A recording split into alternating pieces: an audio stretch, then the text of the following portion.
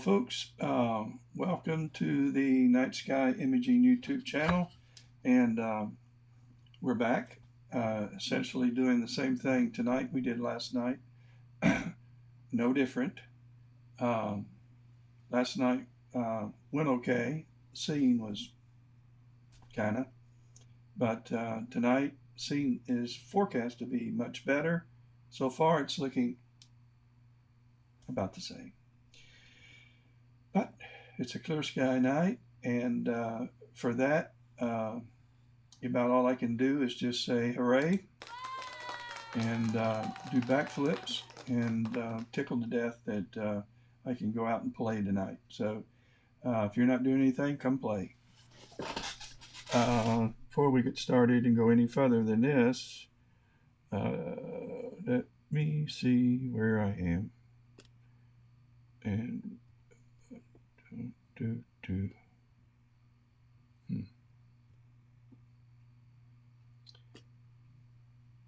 and I get to find it.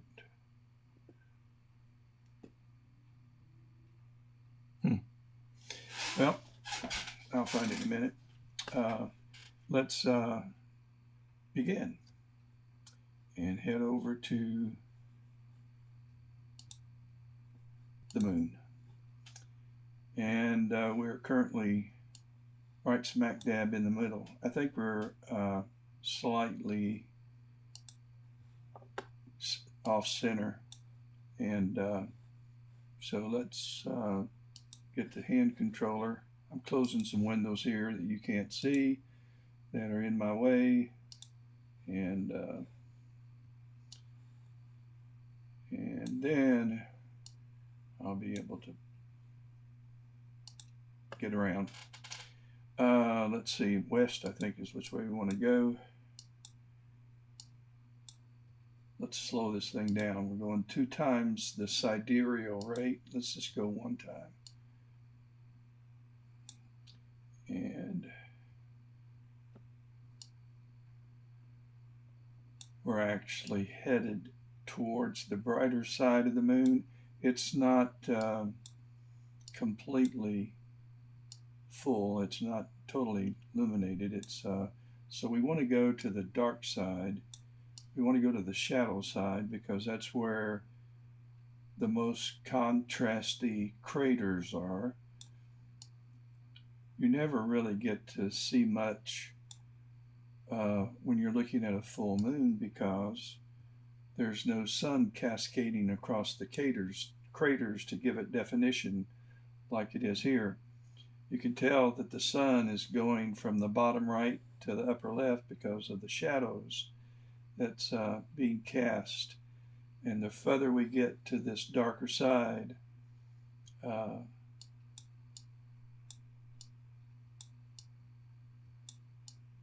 more contrasty things get. And on a full moon night, everything just looks flat when the sun's hitting it head on. So here we go. We can raise the gain up a little bit, add a little more light. That scene's okay. The way the moon is wobbling around as though you were looking at it through about 3 inches of water is kind of the feeling I have. It seems to be going in and out of focus, and that's just transparency and light dispersion. I do have a light dispersion adapter that I can put on this. Probably should, because it works best when you're looking at planets, anything really that's very low on the horizon, because that's where the light dispersion is at its worst.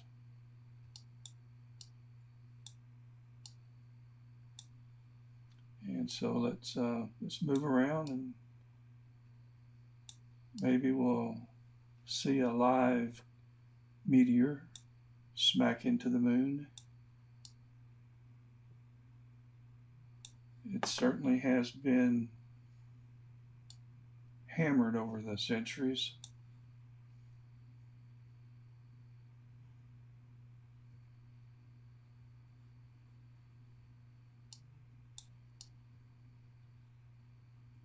I don't know too much about the moon. I've got some friends that can name all of these craters. They spend a whole lot more time studying the moon. I like to do what I'm doing right now, and that's just kind of take it in and imagine. I just sit here dumbfounded at times, and you don't get, it doesn't go away. I've been doing this a long time, and I was dumbfounded that I can sit in my home, communicate with my telescopes that are probably 50 yards from here in my backyard, and I can slew them to the moon and catch light from the moon. It's been traveling for about a minute and a half, I think, something like that. And see this. It's just pretty amazing. While we're looking at this, I'm going to try to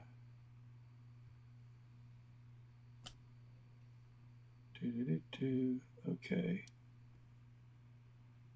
All right.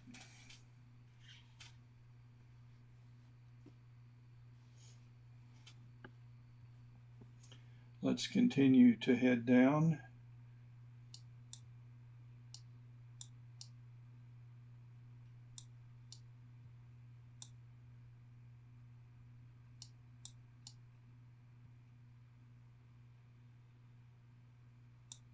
You're looking at a live view of the moon.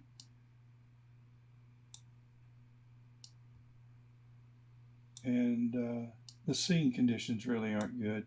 Also, I don't think I have a great Wi-Fi connection. I think part of the problem is the streaming.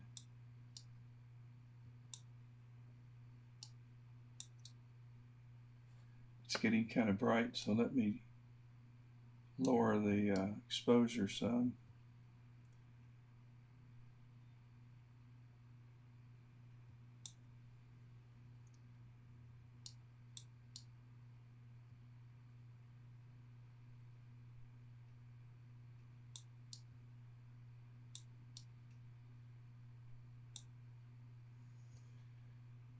Now let's head up. Wrong way, Ed.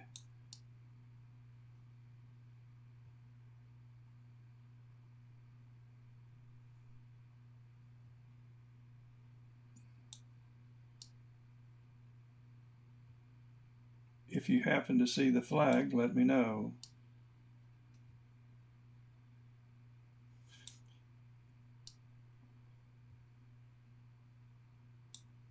I do have a map of the moon and the reference points where there's been lunar landings. And if I took off this 2.5 times Powermate, then I could, I'd have a wider field of view, and I could take you there to at least where ours.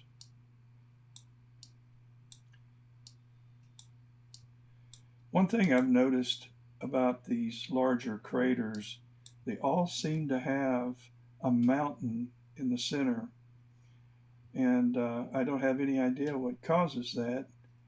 I have thrown that question out quite a bit over time to people.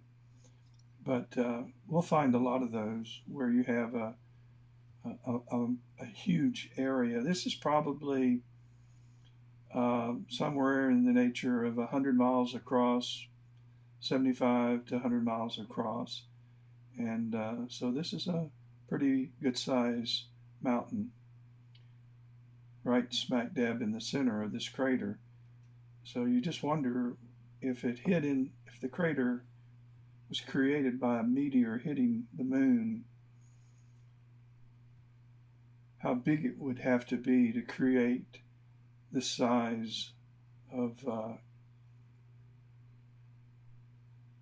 crater, and how deep is this? It's clearly going to be quite a quite high, so around it. But one of the reasons again why it's better to image the moon when it's about half illuminated rather than a full moon is that if it's a full moon, the moon kind of looks like this part of the crater. You don't see any definition, but there's as much definition there as there is here. The only exception is that the sun's cascading across the surface of the moon and it's not hitting it directly. And so you see the shadow from the sun. So this is a high bank. I don't have a clue how high. And of course, this is being shadowed by the height of the bank. So some of you geometry students could figure, if I told you that I knew that this was 100 miles across from here to here, you could probably then tell me by this shadow where the sun is and how high this bank is. But I don't know how.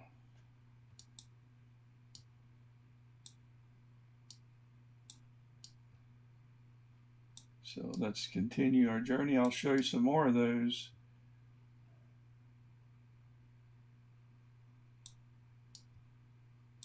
Bits. Here's one here where you have a crater and right in the middle you have a mountain.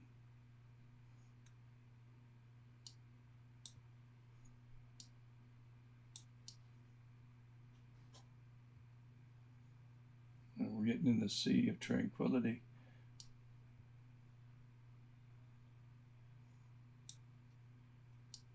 I think.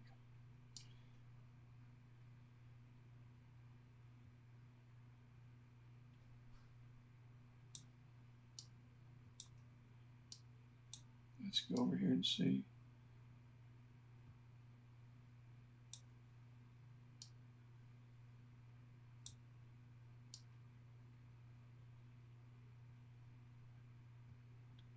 Here's another one. Good sized crater, and right smack dab in the middle is some kind of a, I don't no idea what it is. It's another mountain, but what would cause that? Where's Neil deGrasse Tyson when we really need him?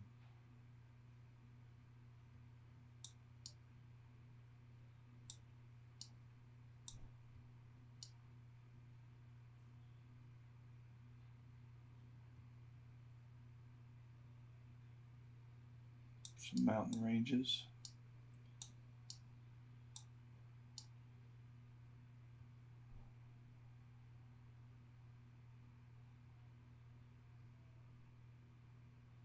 Another mountain range. Okay, here's another crater right over here. And same thing. There's a mountain right smack dab in the center. And I want to know why. Can't figure that one out. I'll brighten things up a bit.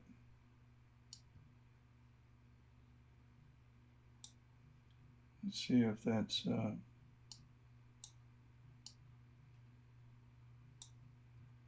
that one didn't have one.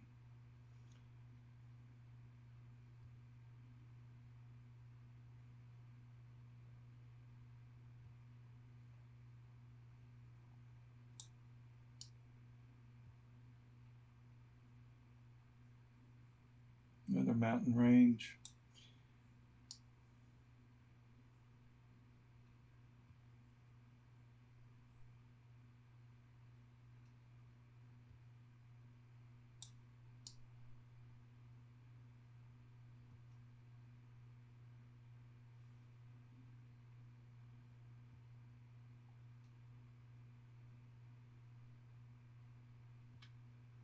Here's another one.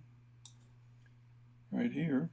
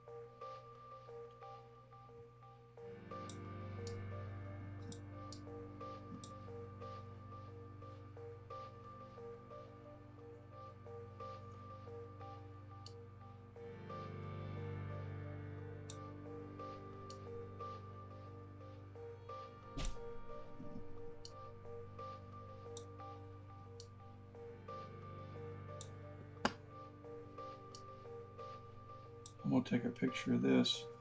Let's see. Moon. Let's make sure we've got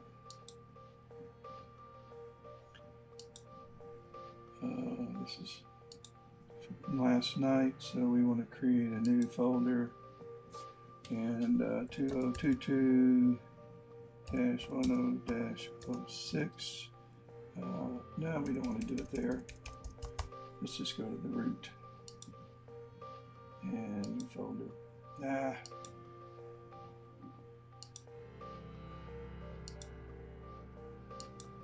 There we go.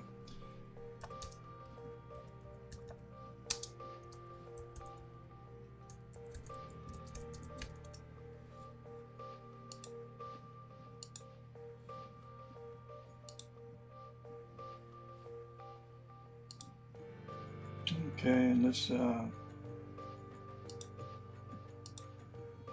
ahead and take a quick capture of about 1,000 frames. No, let's make it 500 frames.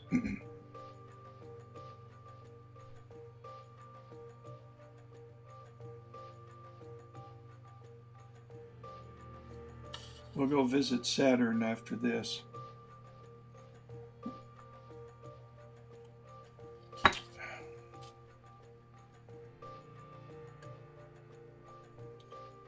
And so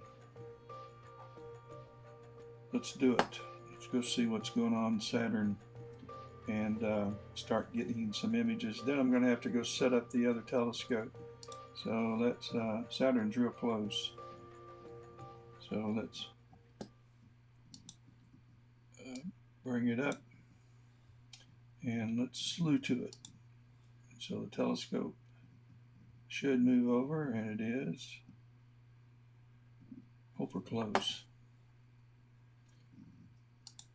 And we have a blank screen, so let's raise up the exposure.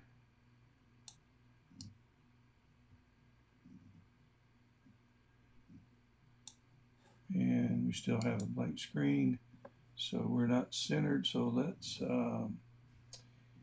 let's see, we need to go north.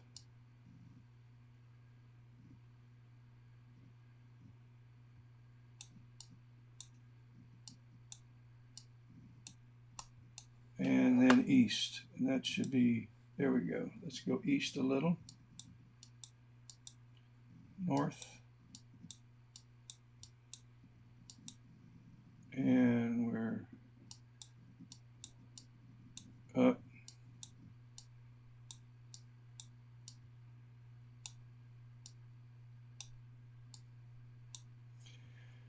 Okay, now let's bring the exposure down.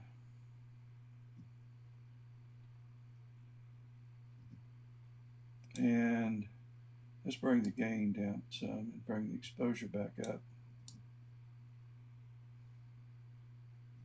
That looks better.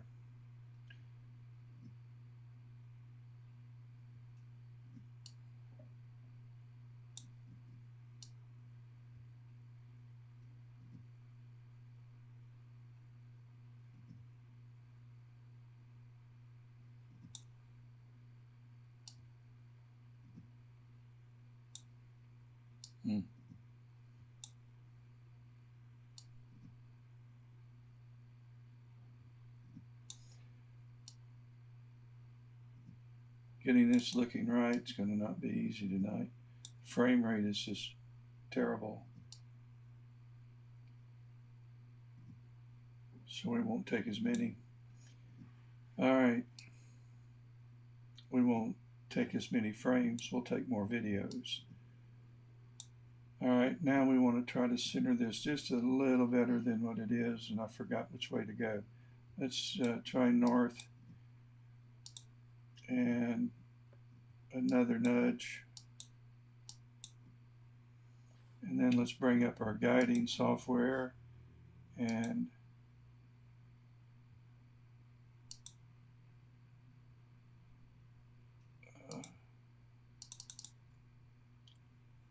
have we locked up, it's not sure. Let's close out PhD and open it back up again. And let's connect.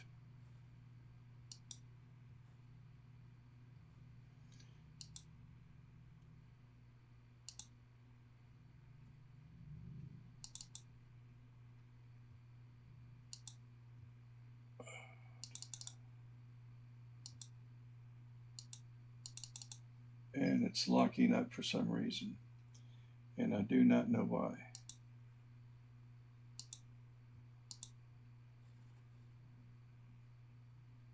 Everything's looking good there.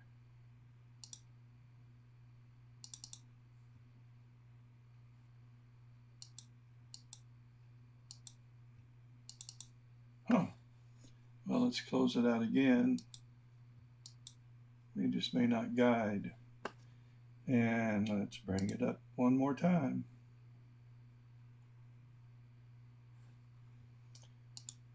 And let's connect.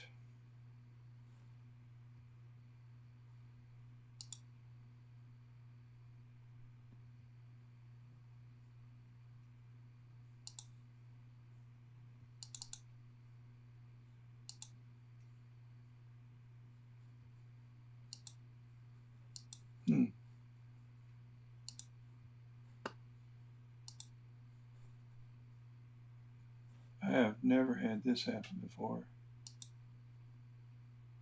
Everything is working fine, but my looping key, I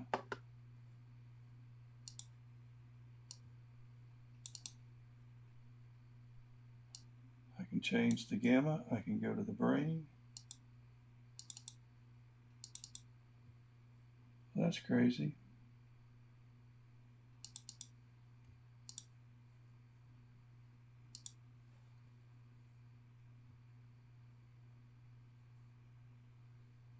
Okay, let's just set up another profile.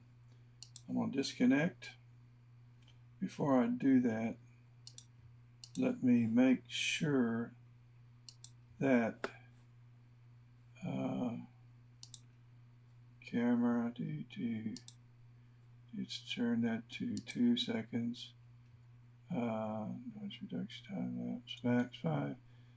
Let's change that to 10. To do pixel size is 8.3. Let's go global. Guiding 240. Okay, I have no idea why it will not start looping. That's a camera problem. So let's disconnect Starlight Express and let's connect it again. It says the camera's connected, and let's try to get it to loop. And it will not loop. Oh, one reason I got to close that. There we go. I guess I just had to connect and reconnect the camera. Okay. That was not the case thing. So now I'm going to stop guiding. Now that I got it started, I want to see where my planet is. And let's lower, let's go down in a little bit, hit north, and then a little east, nope, west.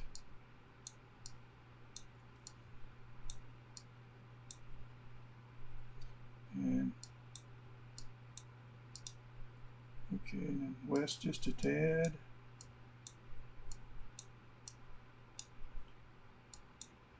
And that looks good. Let's start guiding, or looping, guiding. And now we're off and running. Oh, good. We've got a guide star that's not one of the moons. Yay. So guiding ought to be somewhat better. And let's go back. So we are on Saturn. And we do not need the hand controller anymore. I am a little bit too bright, so I'm going to bring the exposure down to right. I'm watching my histogram down here to about right there. And so let's start imaging. Let's go to change this to Saturn. Let's go to capture, start capture. Let's do 2,000 frames, and we're going to do 10 of them, and we're going to change this to 2 seconds between frames. And so let's start. So we are now imaging Saturn. We can zoom up a little closer to it and get a better look at probably the most romantic of all the planets, if that's possible. And now that we have Saturn, we're imaging Saturn, let's go over to our other telescope. Not that one, but even another one. Okay, where are you? It's the second laptop. And so, all right, this one goes in that window, right? And then this one's going to go in that window. Okay, so we need to, crap.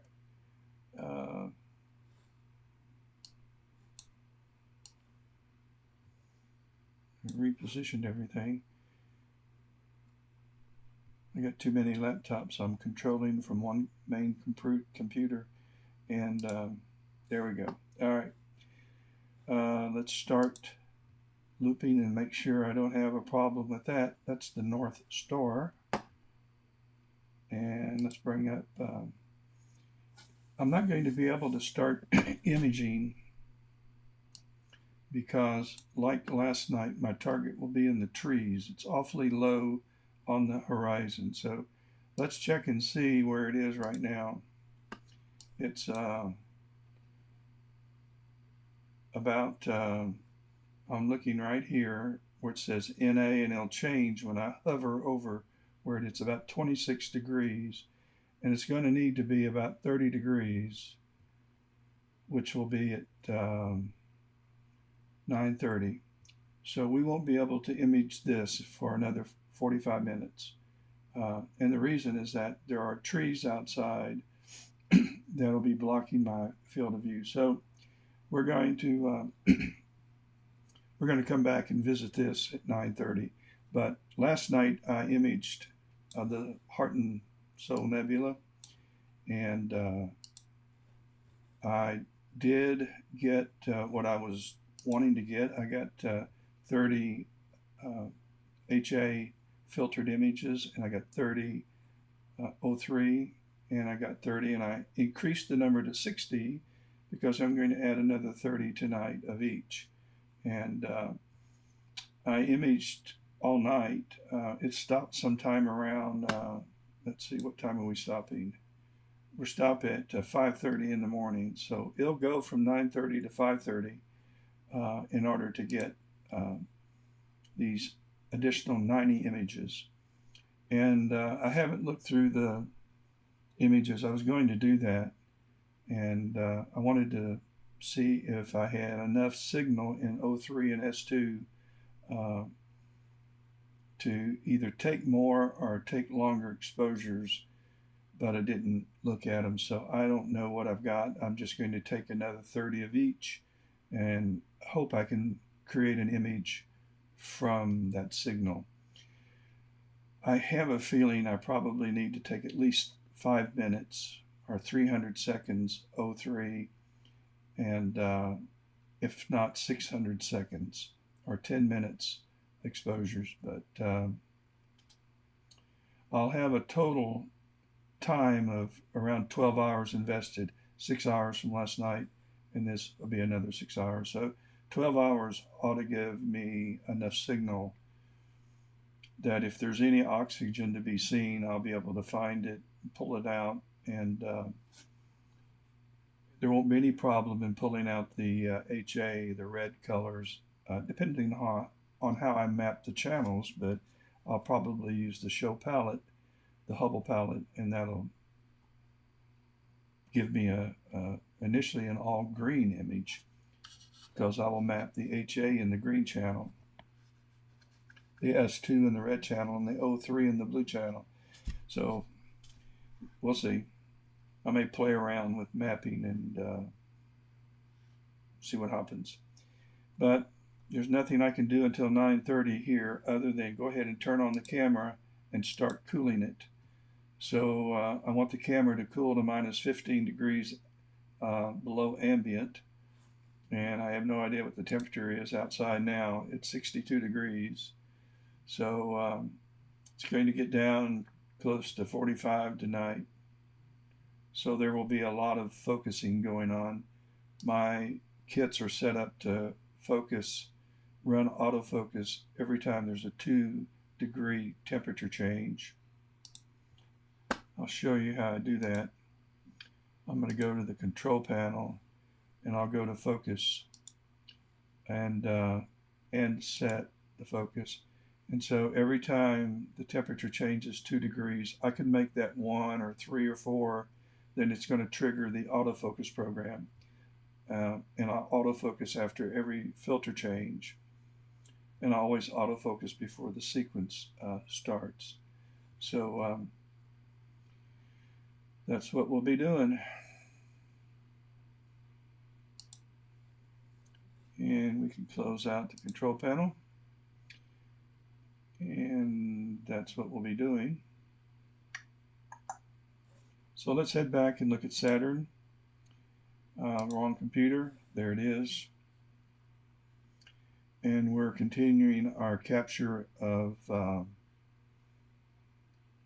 Saturn tonight.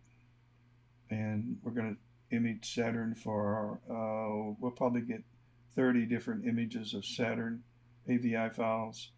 And then I'll go to Jupiter and start imaging Jupiter. By the time I start imaging Jupiter, it'll be time to image, start the imaging of the other telescope, the Heart and Soul. So that's the plan.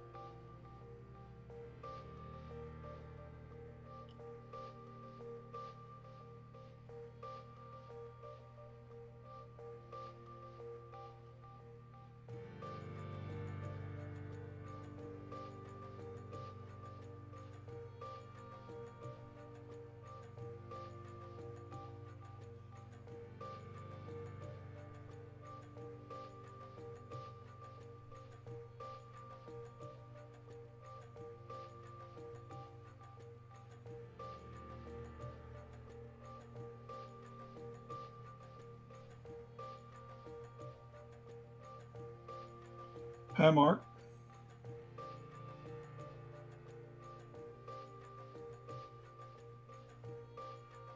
Howdy back to you.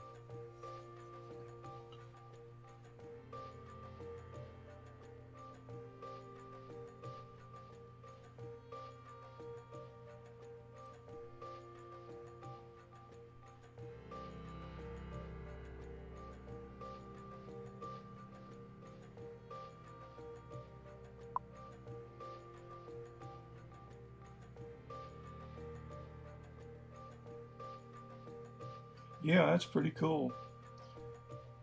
The dark. No, no, no, no. No, I'm not sure where in the sky that asteroid is. We could look it up and go find it in a planetarium software and slew to it. I think it's too small though for my telescopes to see. A lot of the asteroids though I can find.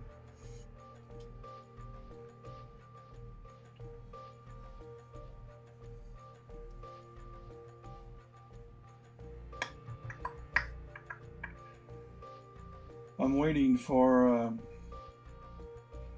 to finish. We're taking 10 different videos of Saturn now, and they're 2,000 frames long. My frame rate is very low. I don't really quite understand why it is running so low, but it varies.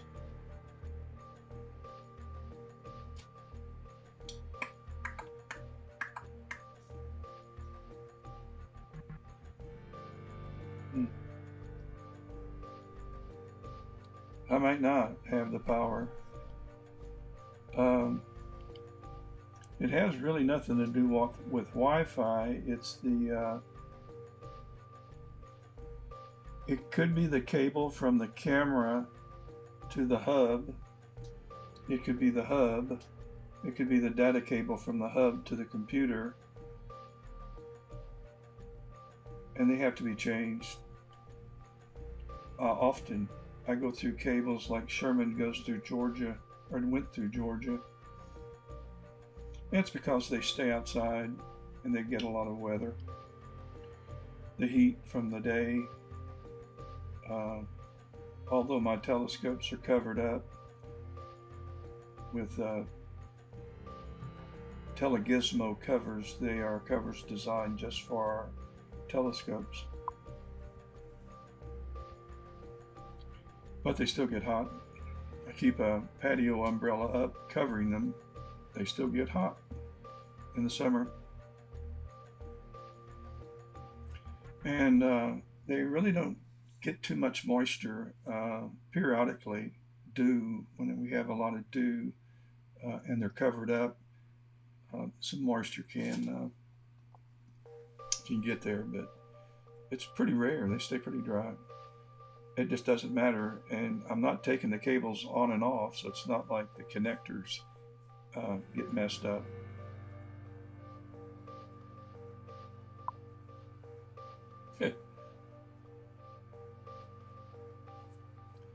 There's a lot of people that don't think we landed on the moon. We still have some flat earth people too.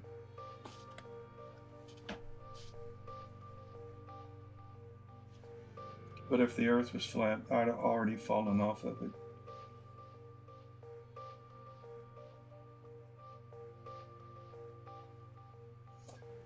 I'm not sure what frame I'm on.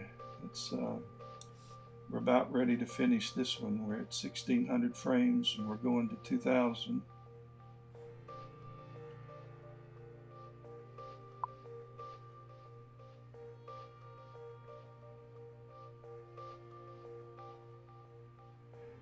I don't know. I haven't heard that yet, but I'm sure there are people that don't think that we hit the astronaut. Oh, James Webb. It is producing some unbelievable images. I have some of the raw data from the James Webb telescope. that I haven't processed it yet, but I have of all the images that they've they've uploaded to the NASA website. I've been able to download those, and I have a folder that's full of all of the images. So one of these cloudy night periods when I don't have any of my own data to work on, I'll start playing around with the James Webb. A lot of people are doing that. It's available to anybody that wants it. Just go to NASA website and follow the links to the James Webb, and there are instructions on how you can download the data. You do need software to process it. I guess we hit the asteroid though, Mark. I don't know. Looked good to me. I know we have every reason to hit it, because it's a matter of time and we'll be hit by one. What we have now that we didn't have years ago is we have the ability to see most of them coming. Although 8 years ago, the one that flew over Russia and destroyed property and a few lives, they didn't see that one coming.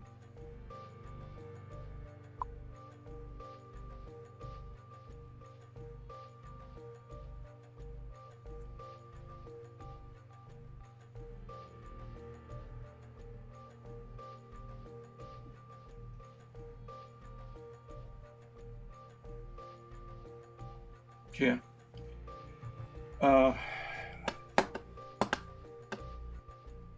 I'm just one of those pretty naive guys that I just think you can do all of those things that they did, and so I do believe we were on the moon.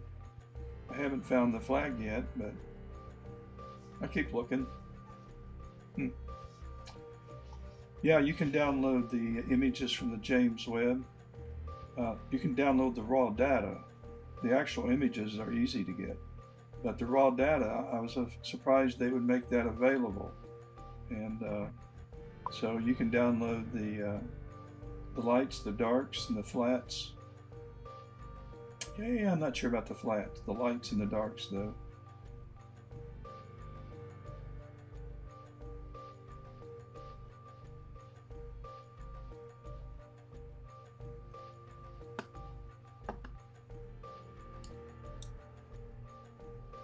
Okay, I forgot to look and see which image we're on. We're doing 10, we're starting another one, we're about halfway through that.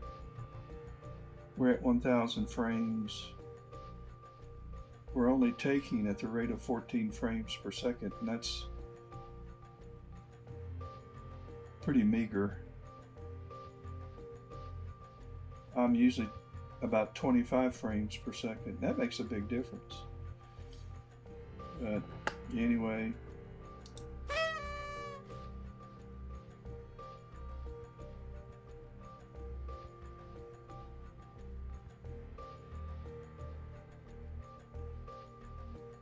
I've got some new toys.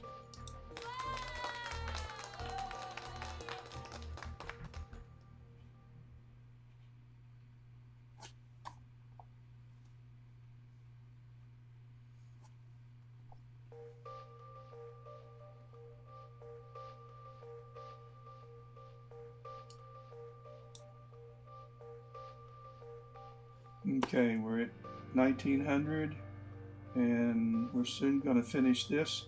It's going to tell me up here how many we have left. 2 remaining. Okay. We got 2 more to do, and then I'm going to do another 10.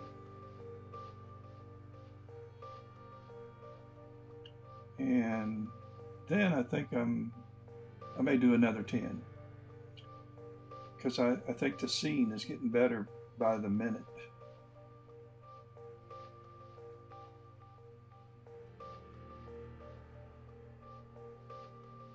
And then I'm going to head over to Jupiter, and we'll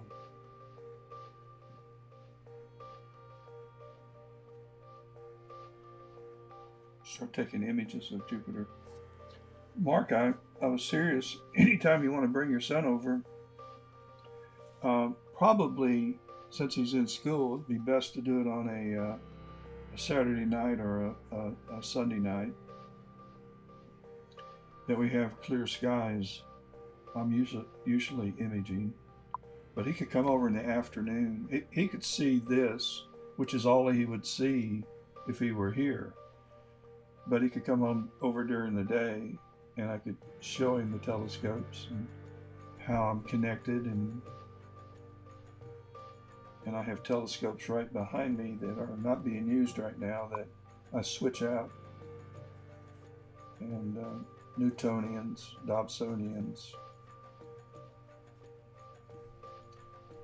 astrographs, reflectors, refractors, those things that gather light.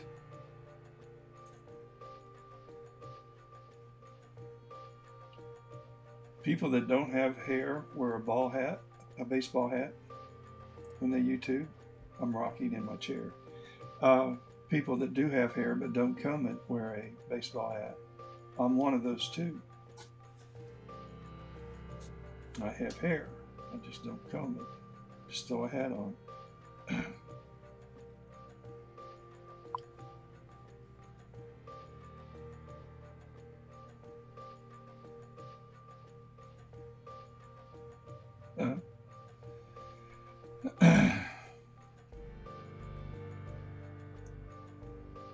Professor Dave.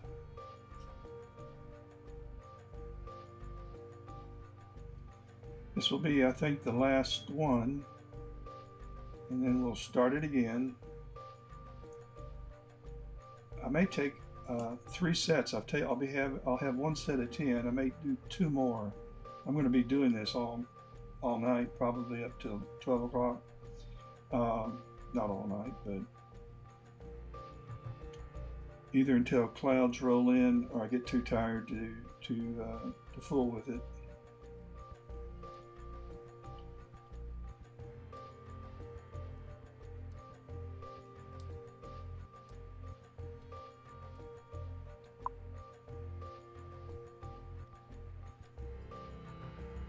Is that the link to the Flat Earth debate? I can't go there or I'll trigger it online. I can't go there on this computer. I'll visit it later.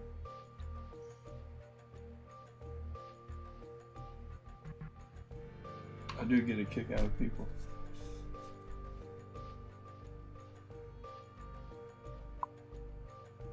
Some people want to believe everything. I think that's where I fall. Some people don't believe anything.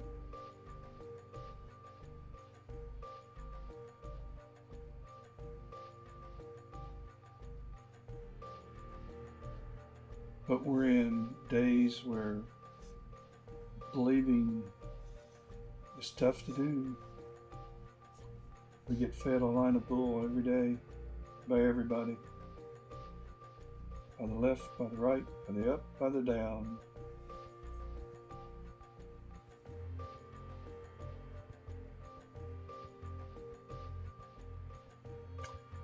We completed it, so let's do another quick capture. I'm going to, I didn't want to do a quick capture. We did one. I want to set up a capture, so I'll let this finish. I think this will be a 500 frame.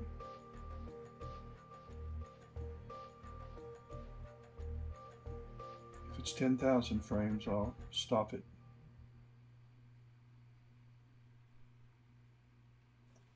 And I think it's a 500 frame though. We'll find out real quick. Yeah. All right, let's go to capture, start capture. 2,000 frames. We want 10 of them. Let's go.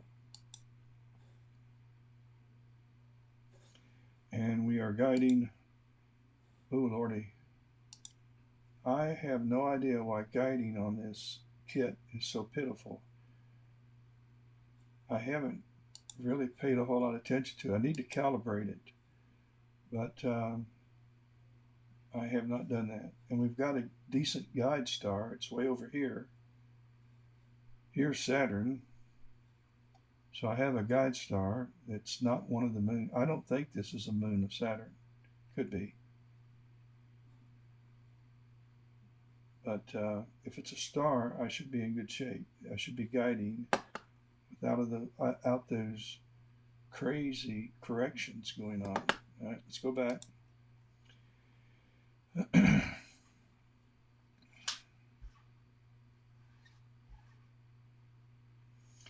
It looks awful fuzzy, but I'll be able to pull out an image out of this. It should, just from judging from the scene,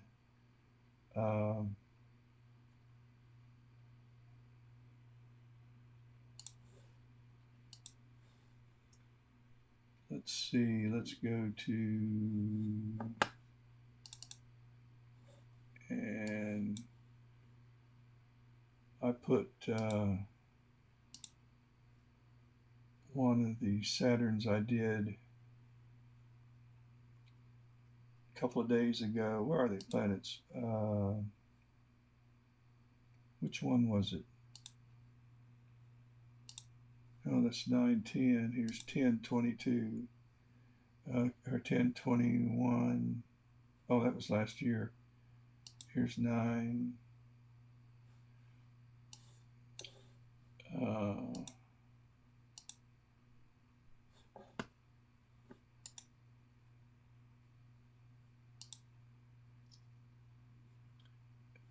This is a Saturn that looked like the Saturn you're seeing now, but we took the best frames out of the 2000 and stacked them together. And that's about as good as I'll get from the 8-inch Smith Cassegrain. It just doesn't have a lot of reach, focal length. Let's see, it's 2033 millimeter times 2.5. About 5080, isn't it? Let's see, 2033 times 2.5. That's the Powermate. It's 5082 millimeter. So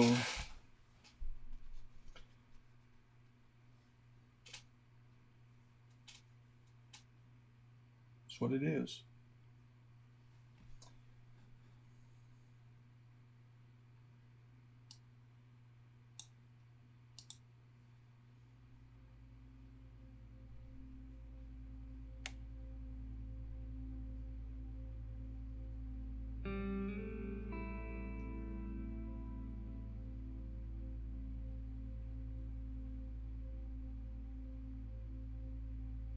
It's hard to believe we're able to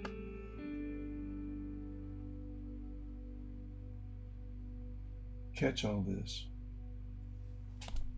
Sit in my little man cave upstairs, 50 yards from my telescopes, connected by household Wi-Fi, no extender, they don't work,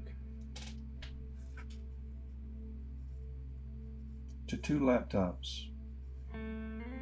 One laptop to this computer, or this telescope, and a laptop to the other. Stellarvue that we're going to be doing some wide field with at 9:30, and it's 9:11 now.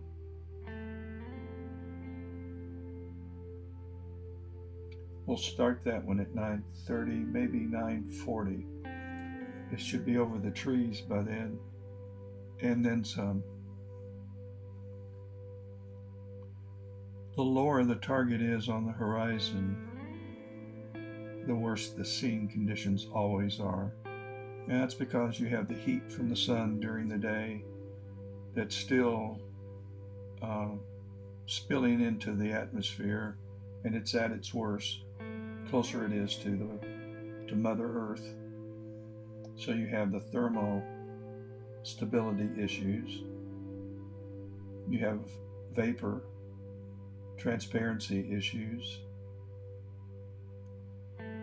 So the atmosphere in and of itself is a problem when you're shooting over the horizon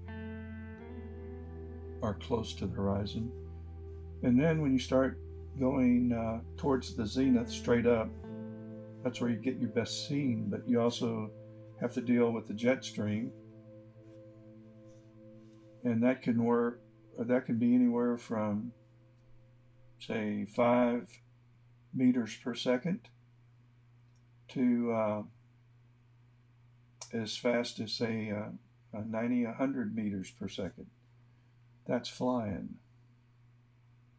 And when you got air currents moving at 150, 200, 300 miles an hour in the jet stream, that's some more stability issues that you're going to find, and seeing conditions are going to tumult.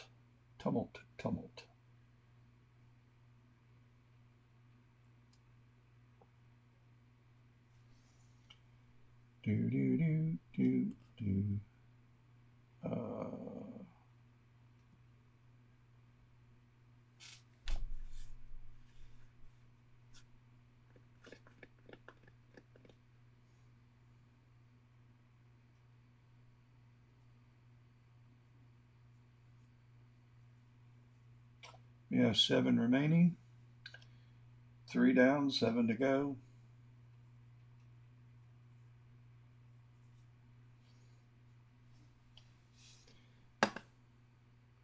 I'm gonna go get some coffee and I'll be right back. I think about, yeah. Hold the fort down, Mark.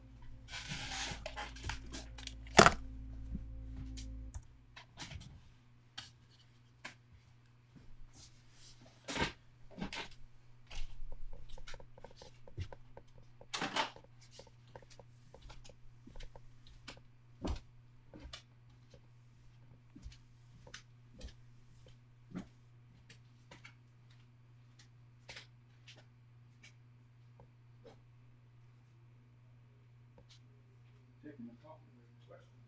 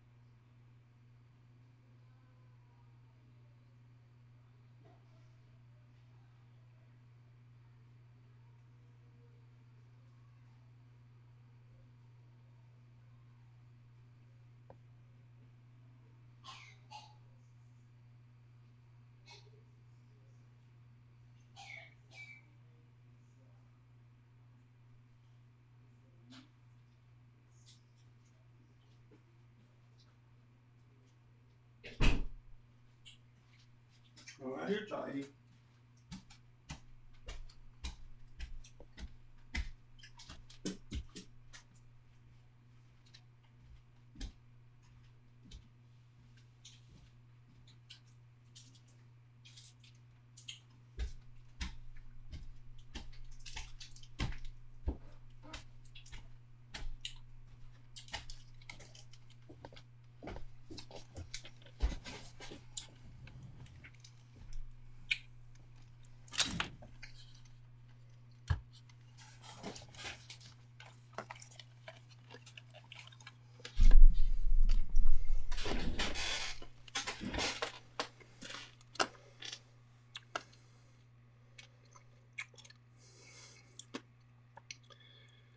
Yeah, how about that matchup?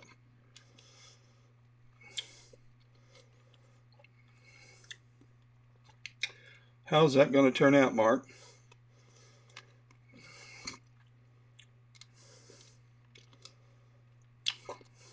You mean the week after this game? Playing Malden this week. Tomorrow. No, day after tomorrow.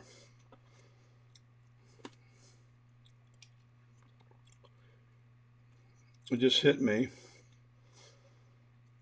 I probably should never eat peppermint candy. I'll move the mic way away.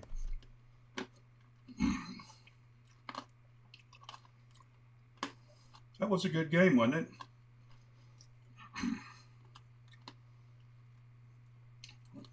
Kind of surprised Spartanburg beat them.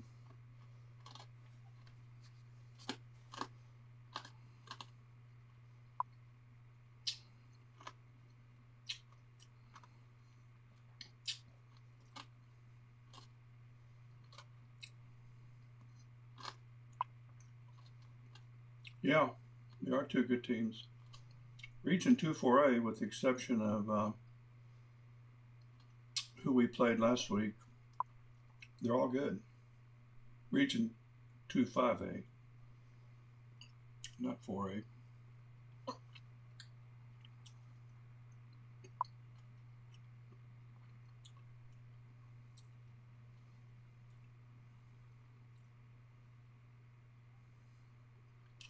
Do they still have message boards?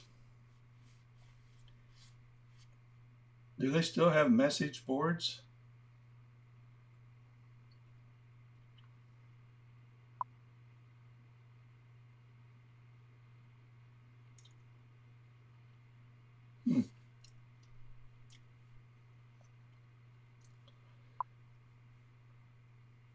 South Carolina, is that connected with the Herald Journal?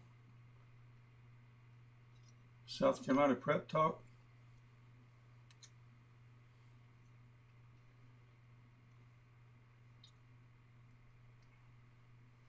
I kept the South Carolina High School Prep domain name. Oh, they're independent? I kind of need to be, I guess.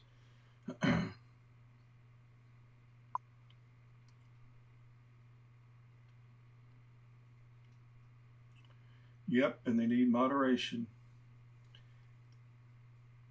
Are the Gaffney Indians active on the boards?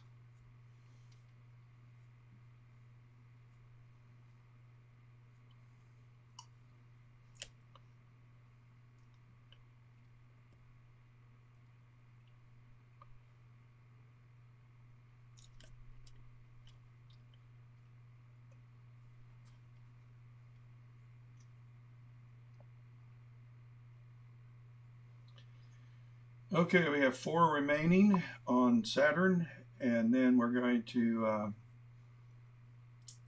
we're going to take another 10 of Saturn and be done with Saturn.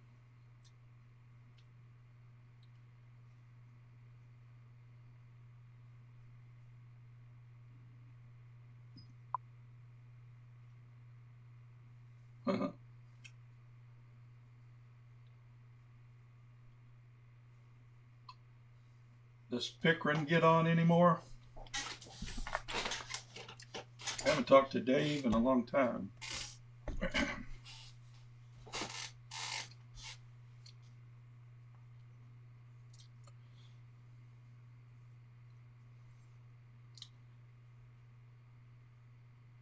PhD is sending corrections to Saturn and it's bugging me. I know the guiding is bad. I'm going to have to figure out why it's as bad as it is. It's 2.31. I'm going to drop back down to 1 second. That's terrible. Terrible. I'm getting by with it because I'm planetary imaging. Let's go out about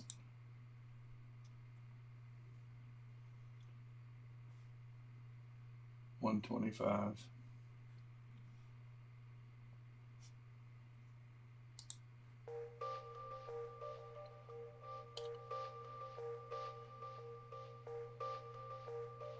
Yeah, Dave's quite a historian when it comes to sports. He has one of those incredible memories, and I can say, Dave, do you remember when we played, name a team, Fort Dorchester in 1997, and they came up here and it rained? Oh yeah, and he'll go through play by play by play. Remember, it was like 3rd and 16, and we decided to run a quarterback sneak or something incredible like that. And don't you remember, Dutch all came out just a screaming because it was the wrong call, and he just has an incredible memory. Either that or he's making it up. I don't know if he's right or wrong, because I sure don't remember. I can't remember what I ate yesterday. And that is the truth. Then I'm old too. I get by with a lot of advantages of being old, a lot of disadvantages, I might add. YouTubers shouldn't eat candy and talk. I'm totally opposed to people doing that.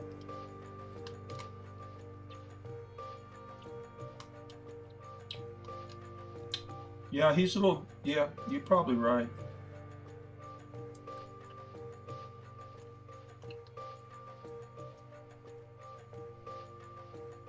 Very functioning though.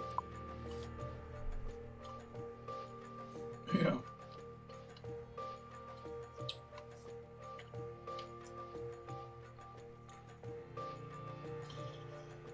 His mind is just racing all the time. He's got so many thoughts he's trying to sort out. And I'm so opposite. I only want I want to know one thing. Nothing else really matters. Do they have a roll of toilet paper in the bathroom? That's what I want to know. And where can I get that's at a football game. And where can I get a hot dog?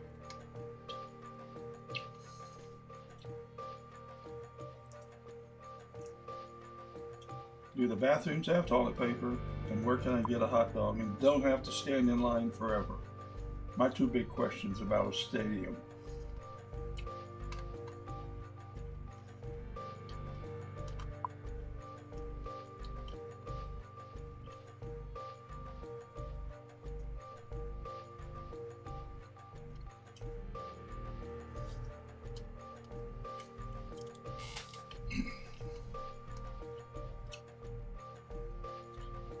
So we ought to be over halfway there on Saturn.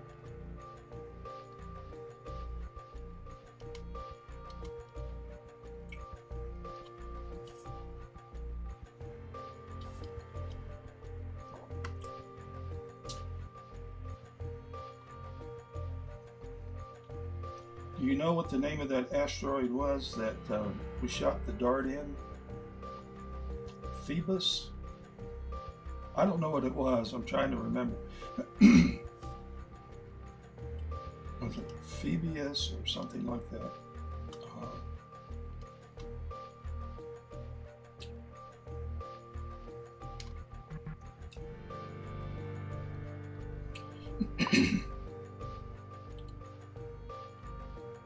Huh. I don't remember.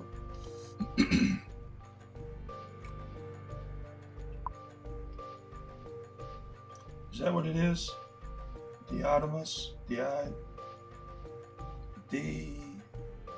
I can't say it. Let me see if it's on my planetarium software. DIA, wait a minute, DID, OIII. Is that what you just let me look and see what you put down. DIDIOMOS. DIDIOMOS. Oh.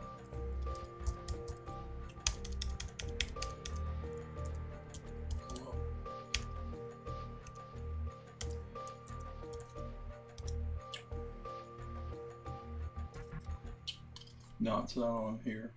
If we spelled it right, DIDIOMOS. Now,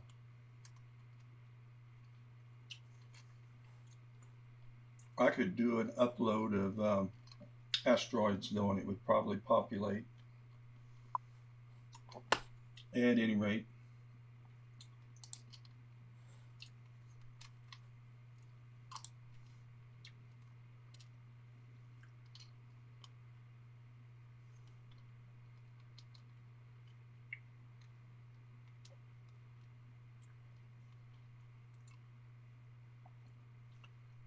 can you hear me chewing on this candy?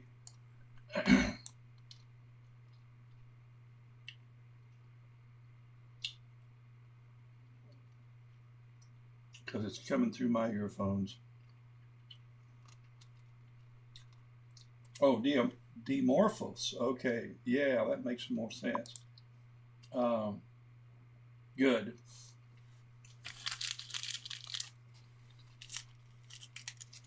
Because I have two more pieces.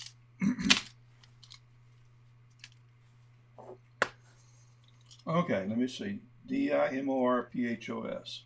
Let's try that.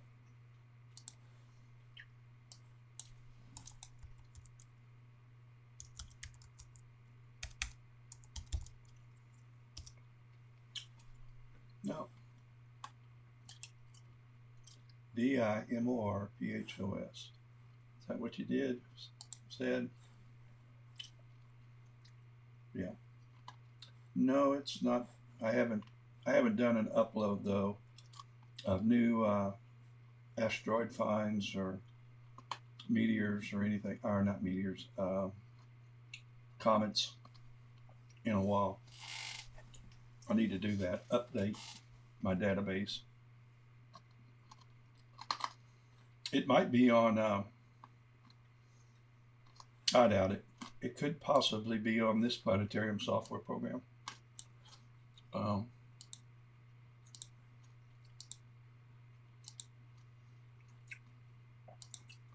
Okay, and the name is DIMORPHOS. Hitting the wrong keyboards. D-I.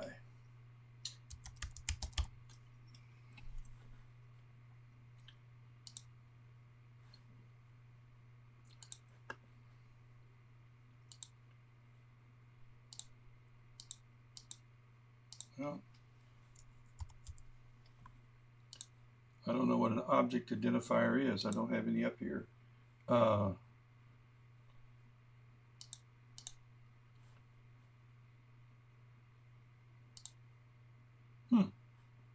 It's an asteroid. That's what we're searching for.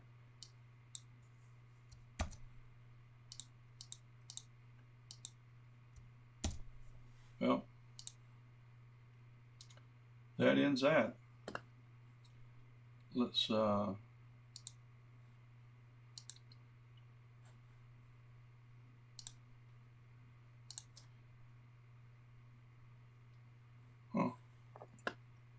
I'll have to look into that. I've never used Carte de Sol for Planetary for looking for asteroids.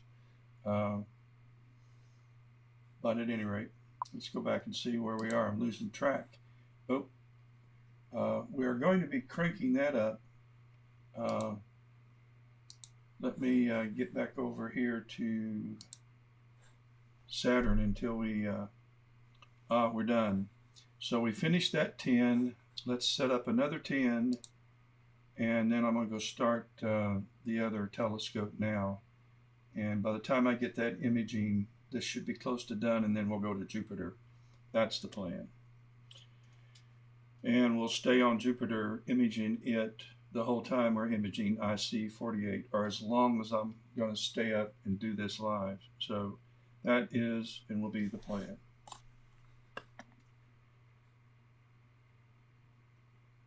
Yeah, they do updates all the time. I just don't,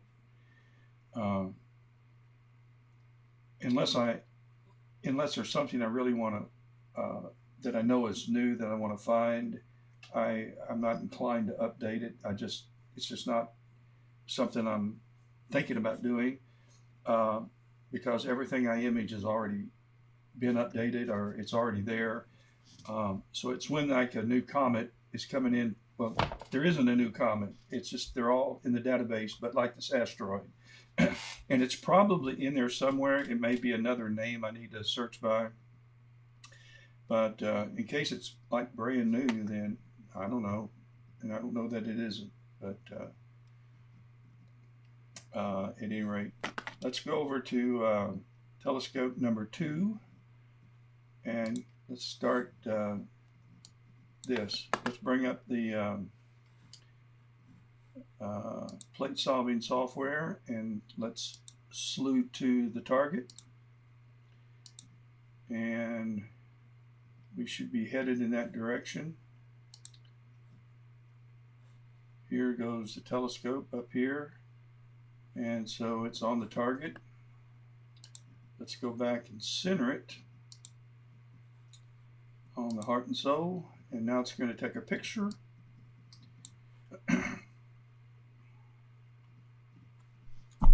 Bring my mic back. I'm not eating candy.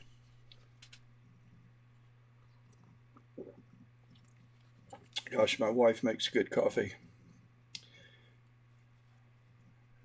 And we'll see what kind of an error we have.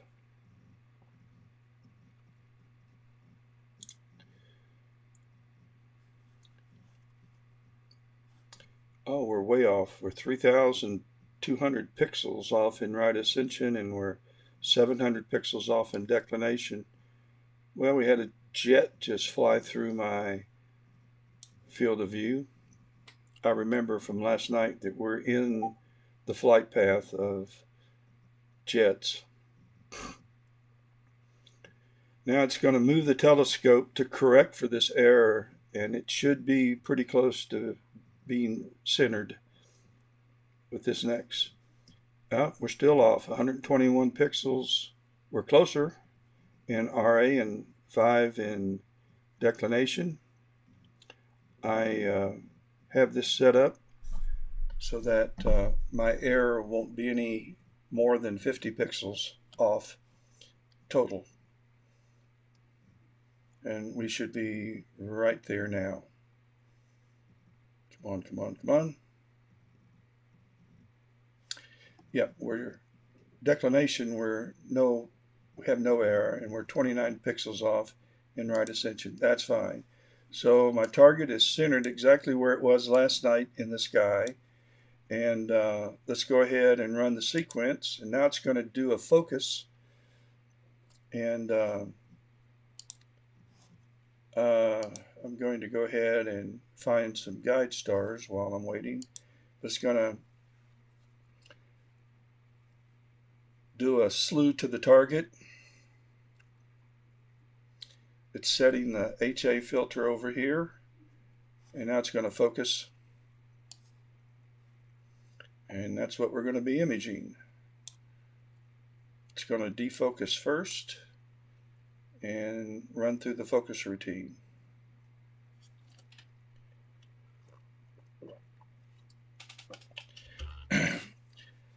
Mark, I think that the asteroid system that has that asteroid is probably already in the Sky Safari database. I could start Googling other names that they might be using. It may have a numerical name for the asteroid, and that sometimes happens. They have a Latin name or a Greek name, and then they have or a name of the person who found it. But they also often have a numerical scientific name. 2. So I kind of have to Google it. Nah. It would not look any bigger than a small star. Nah. Not really. It would, and the way you would find it, the way I would know that I found it is I would have to take 2 or 3 images back to back and then blink through them real quick and see which of the stars is moving, and that star would be the asteroid, the other would be stationary. And that's how I would be able to recognize it from all the other stars in the field of view.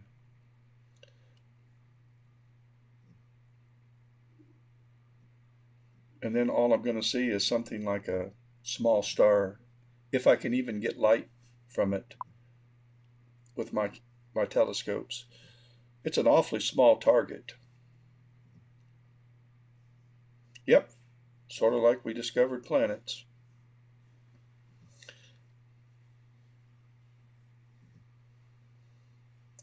So it's suggesting that my focuser be set to 8,026 steps and with a 98% quality rating for half flux radius. Now it's adjusted that with this latest picture, and it's saying that 7,995 steps would give us a quality rating of 98%, and anything above 90% I will accept. If it's below 90%, I have instructed the focuser to run it again until it gets a better than 90% quality rating. Usually I get within 95% with each focus run, depending on how bad the seeing is. Seeing messes with your stars because your star's moving.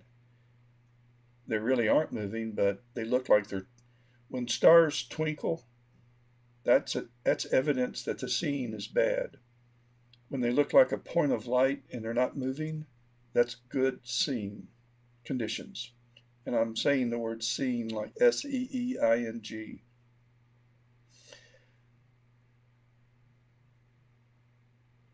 So when I go outside and look at the sky and I see twinkling stars, I think, oh, we're not going to have good seeing tonight. It can be pitch black and you can see stars everywhere. That doesn't make any difference. Now the rating's down to 93%. And it's complete. So it's saying my half flux radius is going to be 2.2 with a step size is going to be 7976. So that's what it's done. Let's go back and check real quick and see if we still have Saturn in our field of view, and we do. Everything's looking hunky-dory. We have finished that one, and we're going to take our last set. So let's start capture. And actually, let's bring up our hand controller, and let's stop guiding. Guiding's gotten better. And let's stop that for a minute. And let's move Saturn.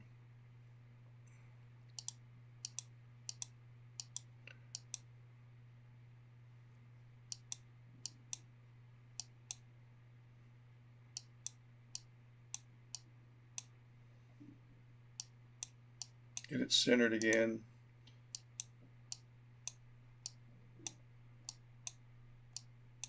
Okay, now we'll start our guiding back up.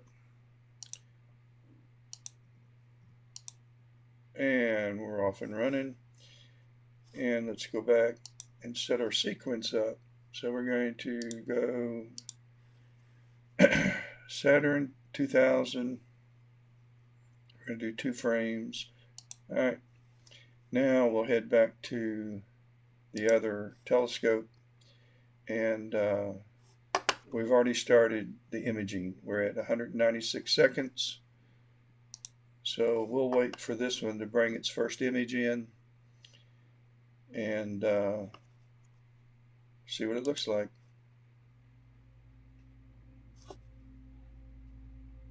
I did start, yeah, okay.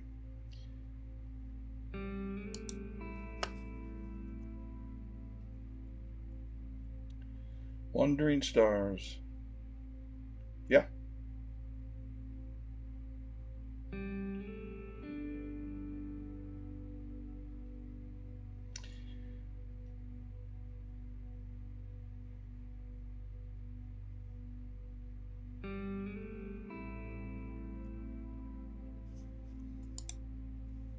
My focus really doesn't look that good.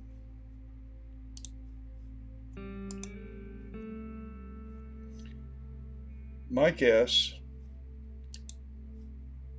the asteroid would be about the size of one of these stars. And that would be if I took it with the other telescope, which has the 5080 millimeter field of view.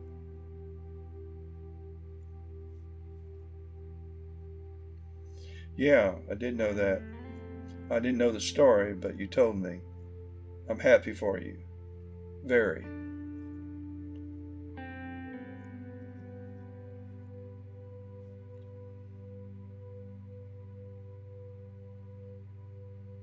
That's awesome.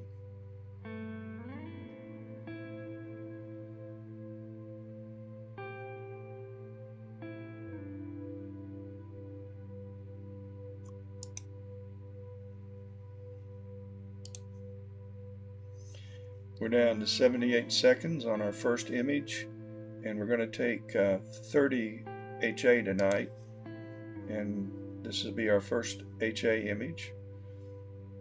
And then we're going to change filters and go to oxygen and then sulfur. S2. So let's wait and see it come in.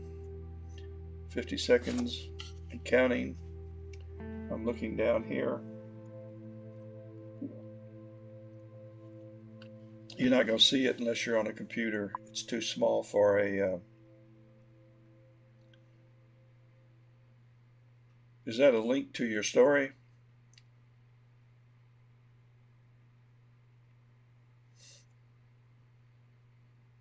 Oh, that's South Carolina Prep Talk.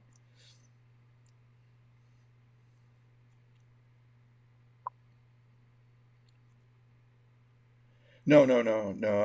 I'm just was telling you that if I centered the asteroid in my field of view and I tried to identify it, I'm predicting that it would be the size of one of these very faint stars. Okay, here's our first image of the heart and soul. Let's stretch it a little bit.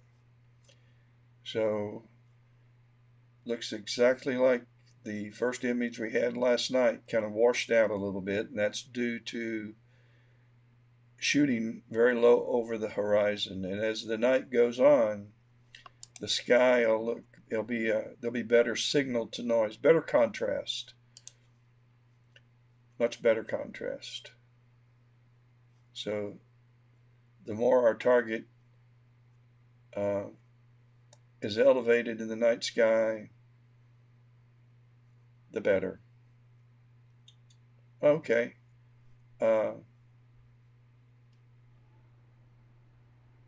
Okay, I'm confused. No, I'm not trying to find the asteroid. I'm pretty much going to give up on that tonight. I might try to find it later. Yes, it's the thread. So this is the thread about your story of salvation. And then you've got not the story. So is it the story or isn't it the story about how you were saved?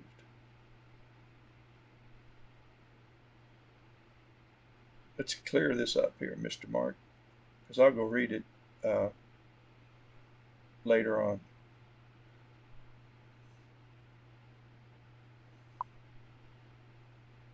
Okay, I got you.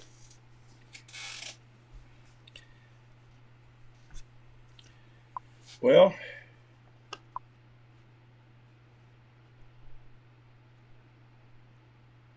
Oh, okay. Yeah, they usually do.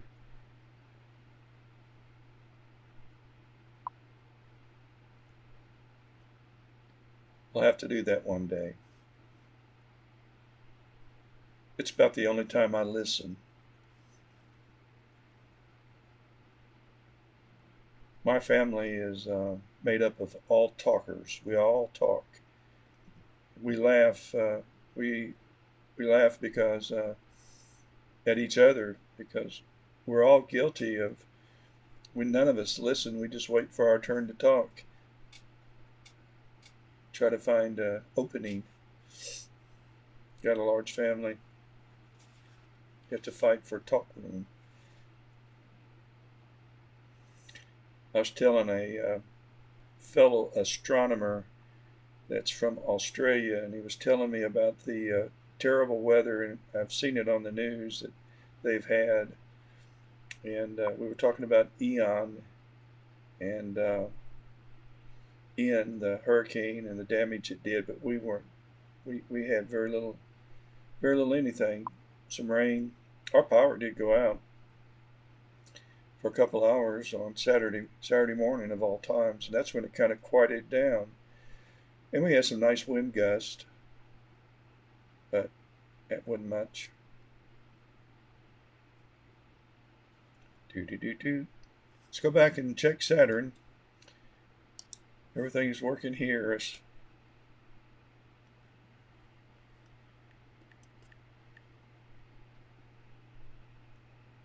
I got a friend in my astronomy club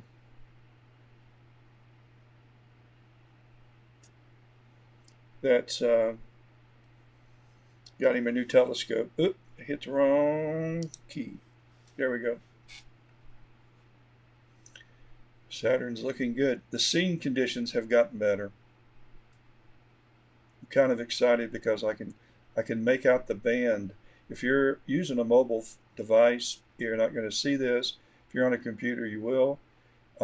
Even with the compression algorithm that Facebook and YouTube uses, but the band is now you are now able to see that, and Saturn is not moving all over the place like it was.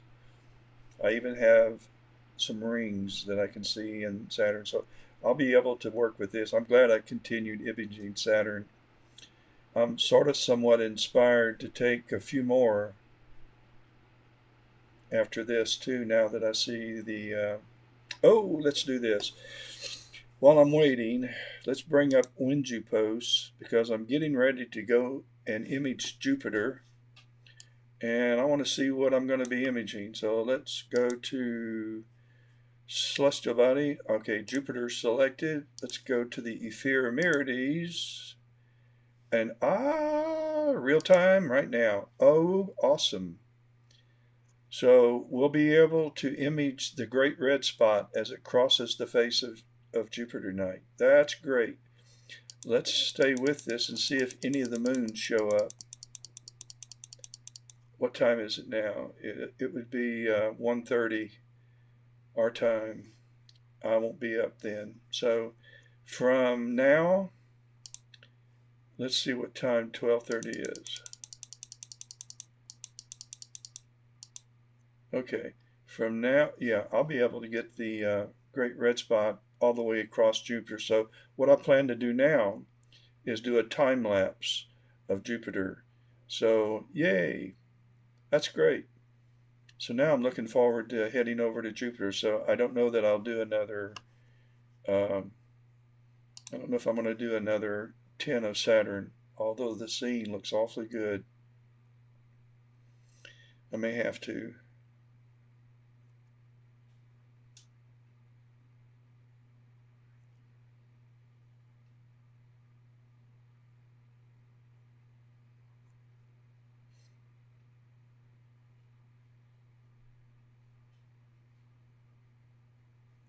It's easy for me to read more than I write. I don't think I could write anymore.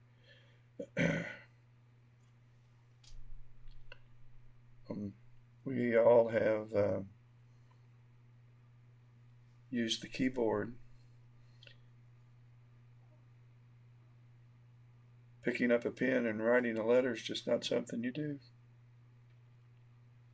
But I understand what you're saying.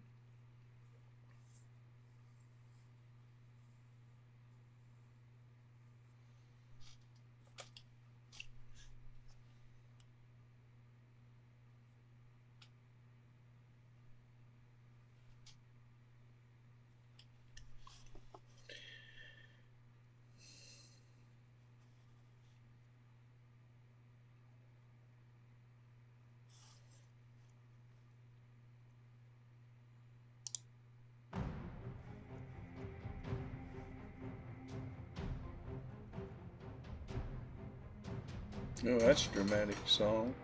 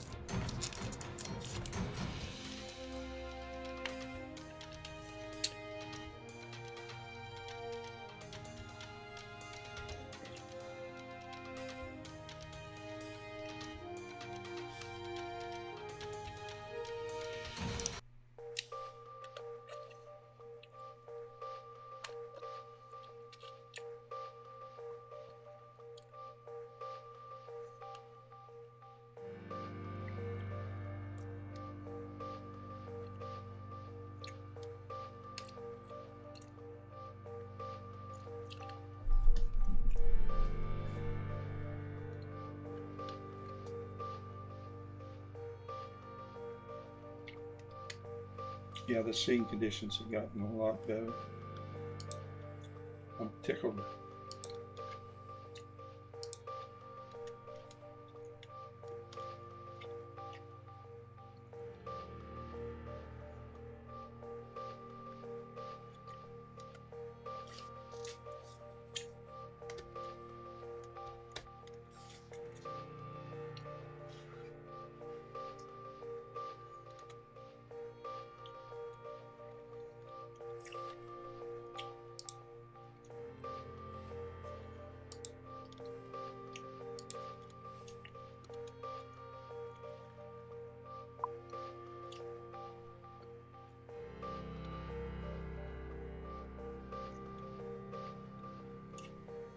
The meal's done a lot of good. That's our church.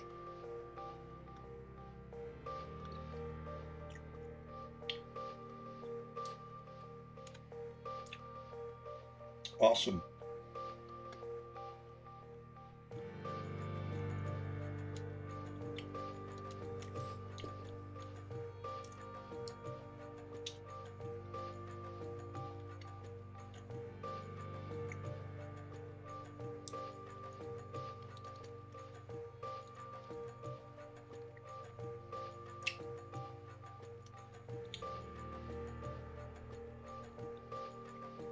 We've been members of the mill for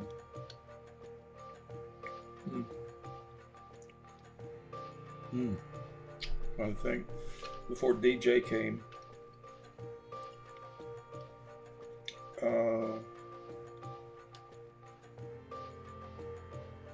I'll be 96. Worked Fair Force Baptist Church before that. If you're hearing me suck on this piece of candy out there, guys, I'm sorry, but I'm not spitting it out. Just mute me.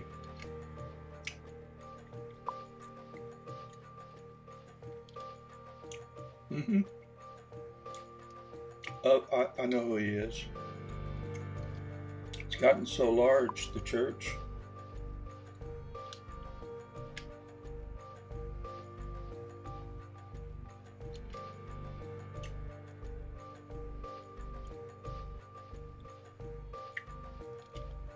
DJ is just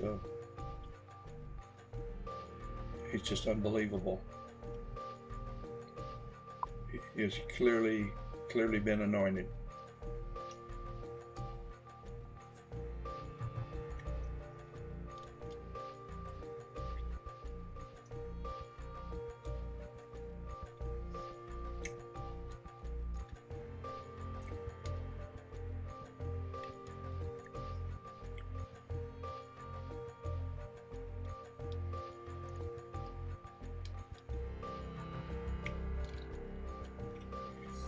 Tomorrow's going to be a busy day. I'm going to image the sun all morning.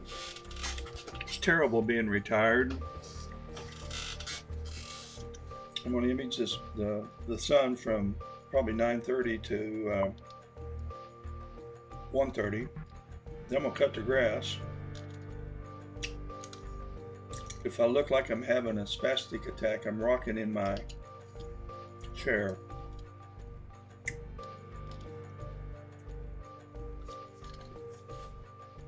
And then I've got a senior day golf tournament to photograph at Three Pines Country Club.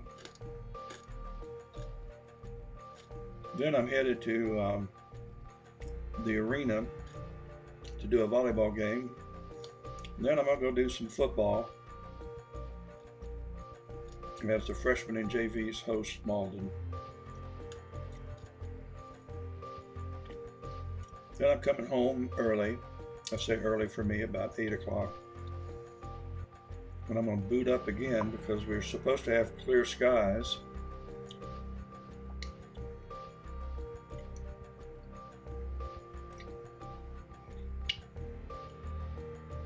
And we're supposed to have clear skies the following night, Friday night. That's going to bum me out because I have to go to Malden. And I won't get home to 10:30 or 11 Friday night. Depending on how tired I am, I may image Friday night too. If the scene is good, I'll image. I have 2 soccer games Saturday to photograph. No football. And I don't think anything Sunday other than church. And Sunday night, if we still have, I think clouds are coming in by then. We'll find out. We're continuing our capture of Saturn, and then we're going to head over to Jupiter, where the great red spot is making its presence known. And we're going to image that to 12:30. And I'm going to do a time-lapse video of the great red spot rotating across the face of Jupiter. Now that's the plan, clouds allowing.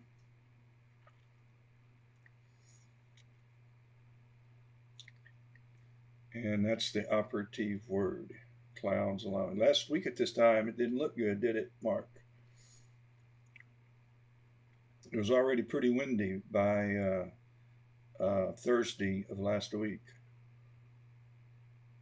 Ian was acting up, and we were getting the winds from that.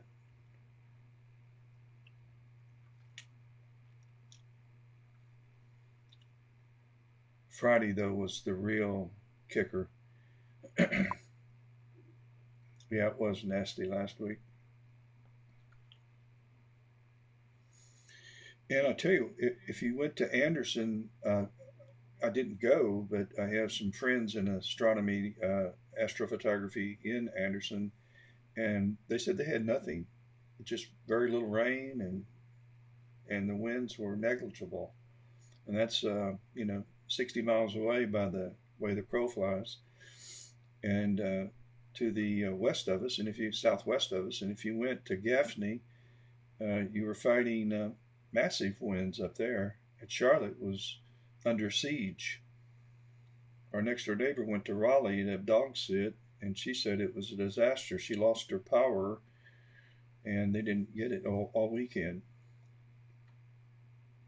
We called to tell her that we had lost power here. Was there anything she wanted us to do, like move her food out of the refrigerator 2 hours, and our freezer or something like that? Because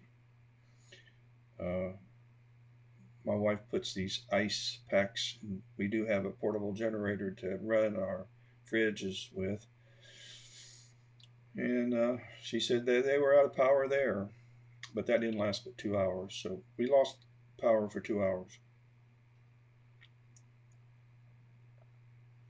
I wonder if Duke Power is going to cut my bill by, say, 1/800th for those 2 hours, or whatever 2 hours out of the hours in a month.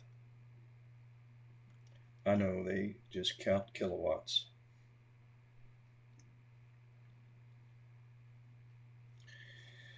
Okay, we're at almost 2,000. I think this will be the last one, and then we're going to Jupiter. If there's one more, I'm going to head over to the other telescope. One more remaining. So let's go over to the other telescope. And another airplane just went through. So they're on the same flight path. It's coming from Greenville, Spartanburg. So how many have we taken so far? About 4. Let's see. There are 5. We have 5 down, and we're on the 6th one. So we're off and running. We have 5 hours and 39 minutes left of total imaging time.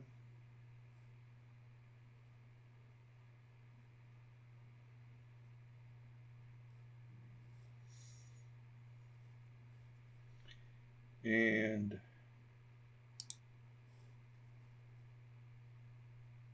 then we're going to head over to Jupiter, and wrong computer. There we go.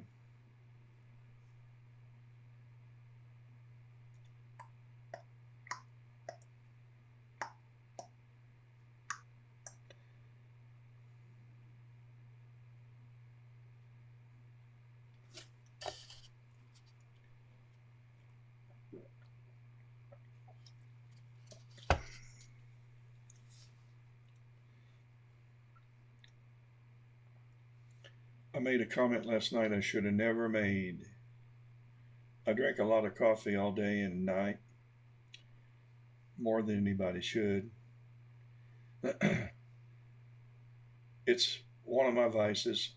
I don't drink alcohol of any kind. I don't care for it. I don't smoke. I eat poorly. I eat foods I like. That's not a good thing. But I drank a lot of coffee. And I made a comment last night that I'm probably the only person in my family and the only person I know that can drink strong coffee full of caffeine 10 minutes before I go to bed and fall right asleep. And last night I was awake and I couldn't go to sleep. And it was all because I smarted off about how I can handle my coffee. I told my wife, I'm not going to drink anymore tonight.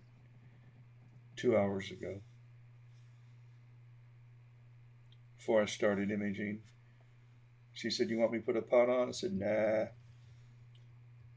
I think I'm going to hold off tonight." But I couldn't do it. So I'm back on the wagon, or off the wagon. I'm drinking coffee. I don't know where that puts me.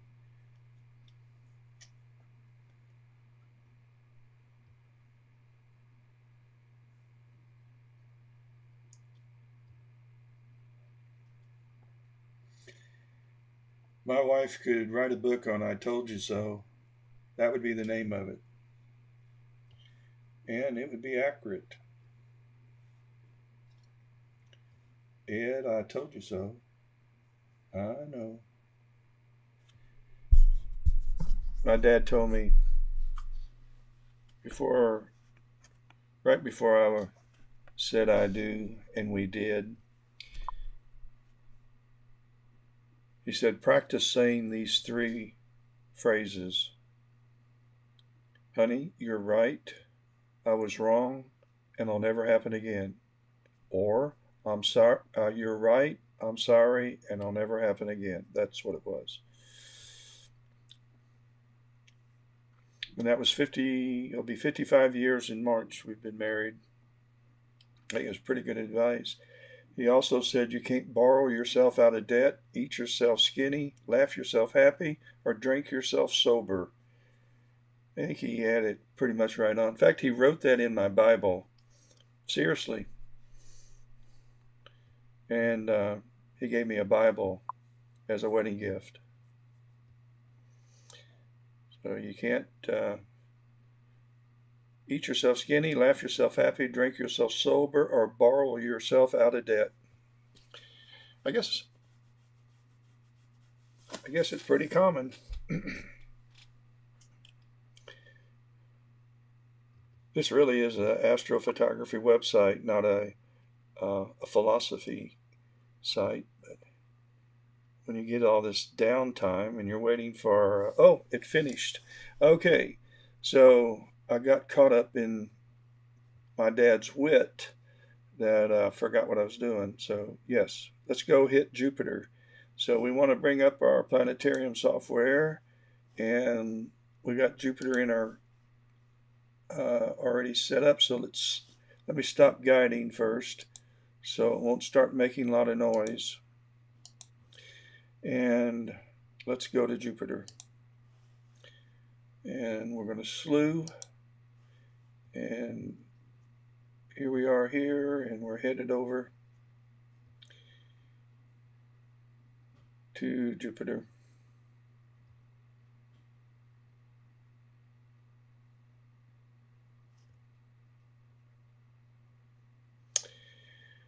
Bingo.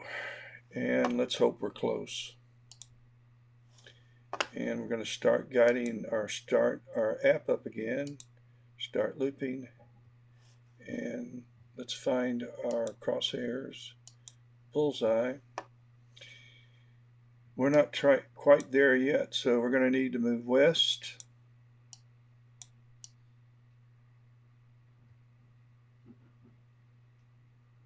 And let's do this. Let's bring up, because here's the moon we're looking at right here. This is one of the moons of Saturn. And so let's, not Saturn, of Jupiter. So Jupiter ought to be coming in the field of view. Here it comes.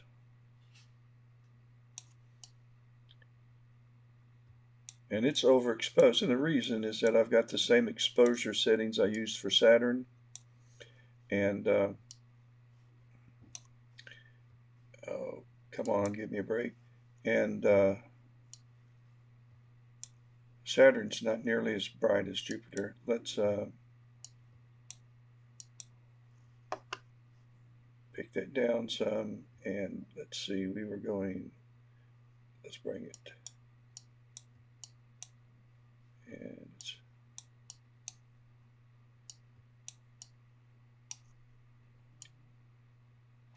wrong way again.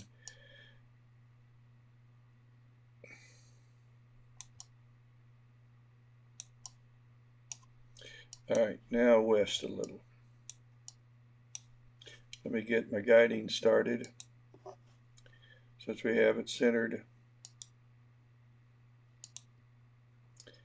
And good, so we've got it centered in the crosshairs.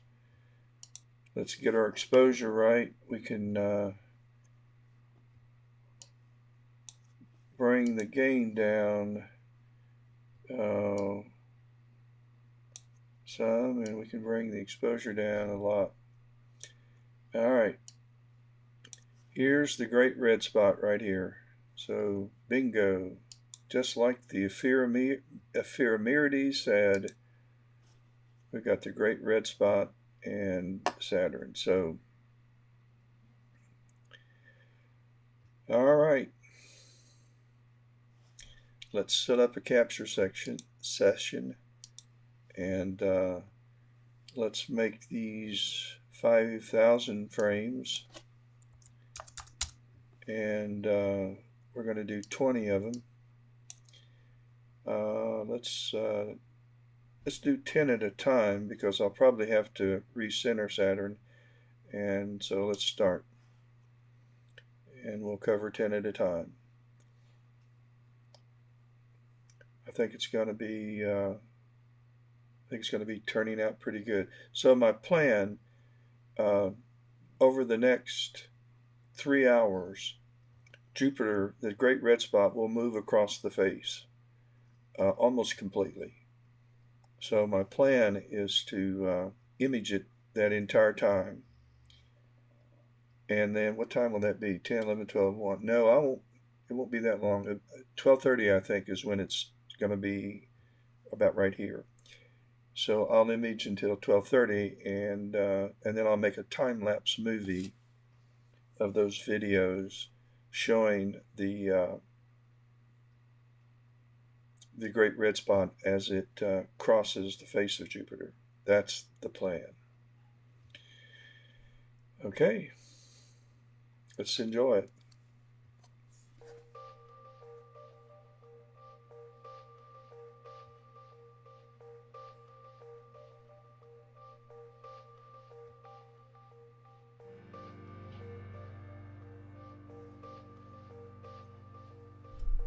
Everybody loves Jupiter.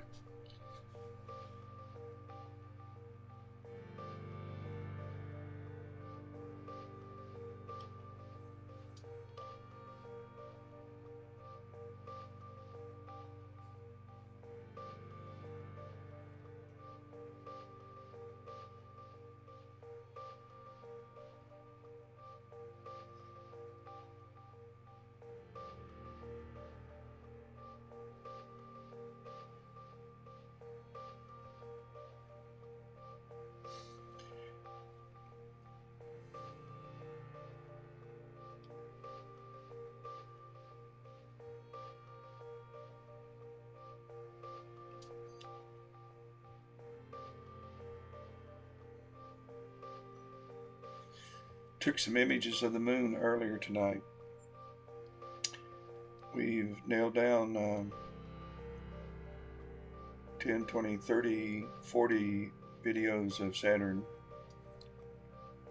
The first 20 were when seeing conditions weren't that good. The last 10, seeing conditions did get better.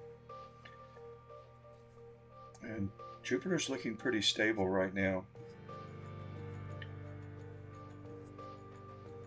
So my fingers are crossed it stays this way or gets better. I can see almost all the bands that I'll be working with, and the great red spot's really crystal clear.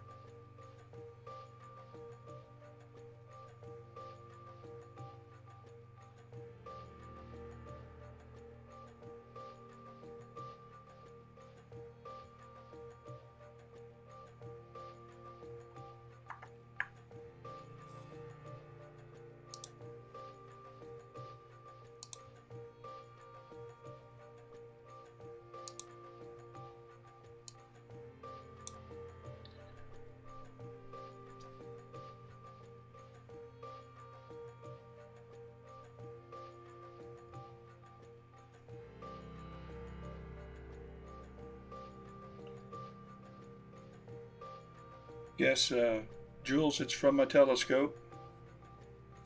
And hello from Brazil. I'm sorry I didn't see your comments earlier.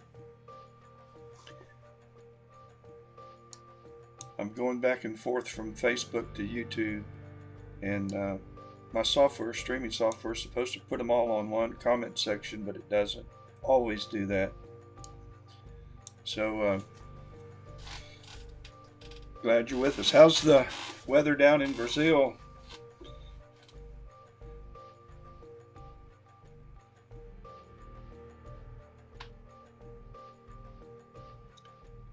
Jules, this is from my telescope, and I'll show you what they look like.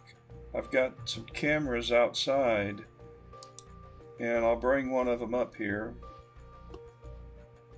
And there they are. This telescope right here is on Jupiter, and this one is on IC1848.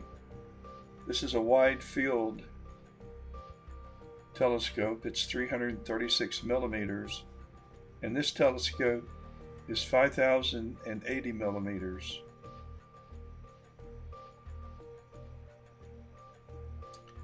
And that's what I have on Jupiter at this time. So, and this is my home.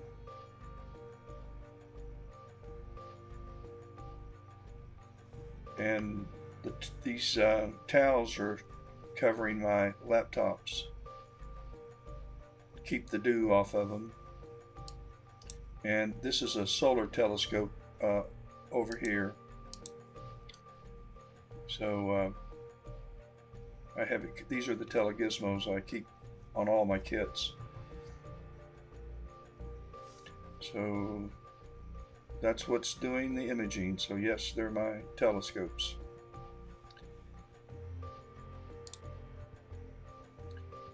And we can head back to Jupiter.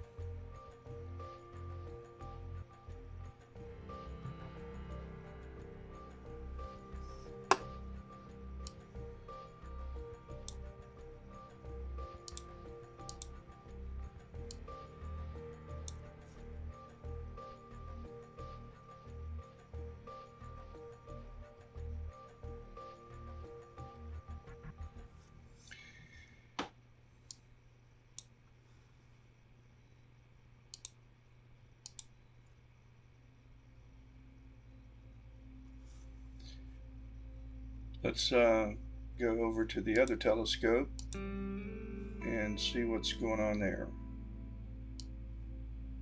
Oops. Gotta move this.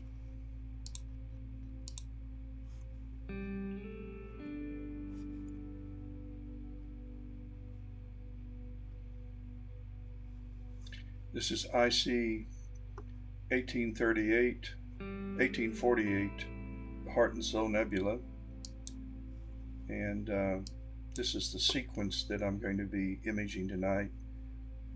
I took 30 HA and 30 O3 and 30 S2 images last night, and I'm just adding to that, and so I'll have 12 total hours of exposure time.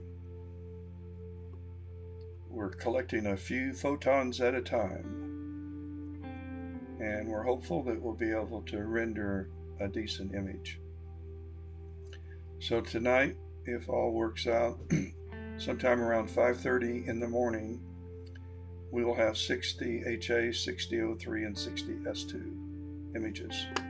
I haven't checked the guiding, and it's okay, it's not great, it's at 0.87. The important thing though is that the RA RMS and the DEC RMS are pretty close. When these are close, my stars are round. When these numbers are not close, then I get oblong looking stars, regardless of how low or high this number is, the total number. And I'm surprised the guiding isn't better than this. I was in the 40, 0.40, 0.47, 0.50 at the most last night, and the seeing was not nearly as good. So we've got good seeing tonight, and the guiding's not as good. But when I compare it to the other telescope, this is doing great.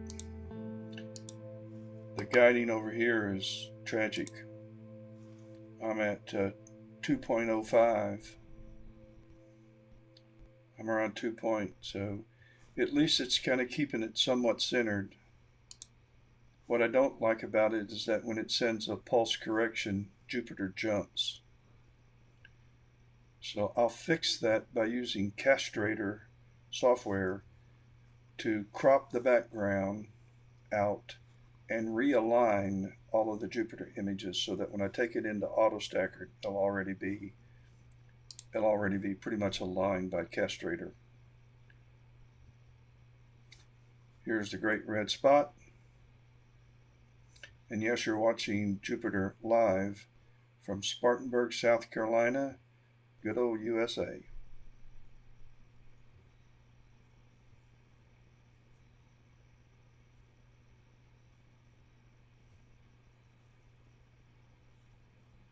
I took the camera off earlier today and kind of cleaned some of the debris that was on it. Put it back on, and I don't have it oriented right. Actually, I did that yesterday. So I'm going to need to rotate it 240 degrees so that the angle is how I like it.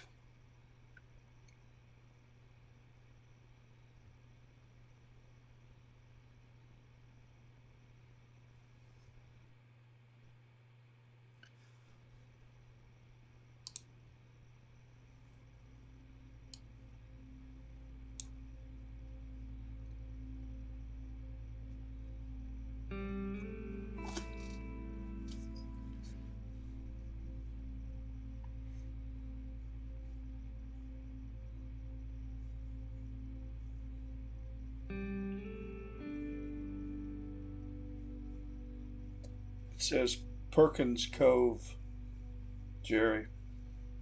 That's Perkins Cove is in Maine, northeastern part of the United States. It's where the best lobster in the world comes in on lobster boats. And from the boats, straight to these little kiosks where they serve up lobster rolls, lobster drawn butter. That's right, Perkins Cove is, well, we stay in Ogunquit, Maine, and then walk from our hotel to Perkins Cove. It's about a mile. It's one of my favorite places in the world to go. And it's certainly one of my favorite places to eat lobster.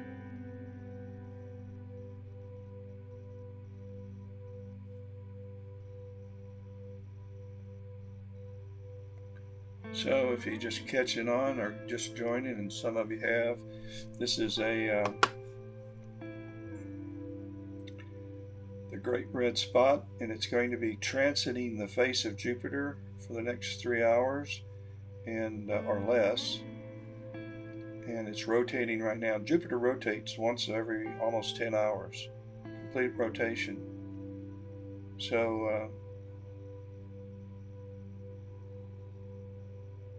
half of that time, cut it in half, it's on here, it's on this, the Great Red Spot will be over here. 5 hours later, it's over here, making the turn. So I'm fortunate tonight to have the Great Red Spot in a pretty good place to image it.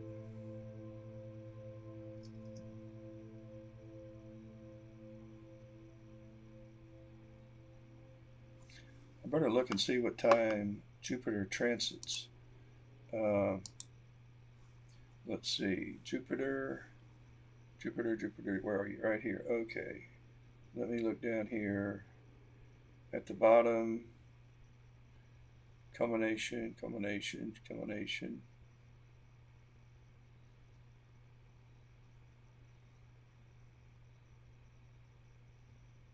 It doesn't have it, or I'm not seeing it.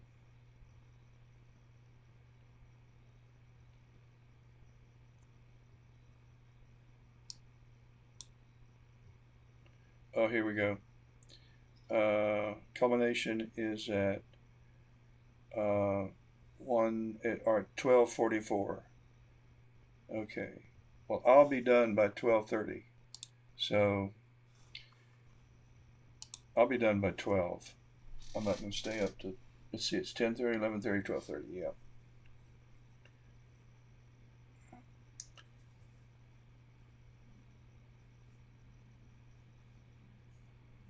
It's going to be time for some more coffee.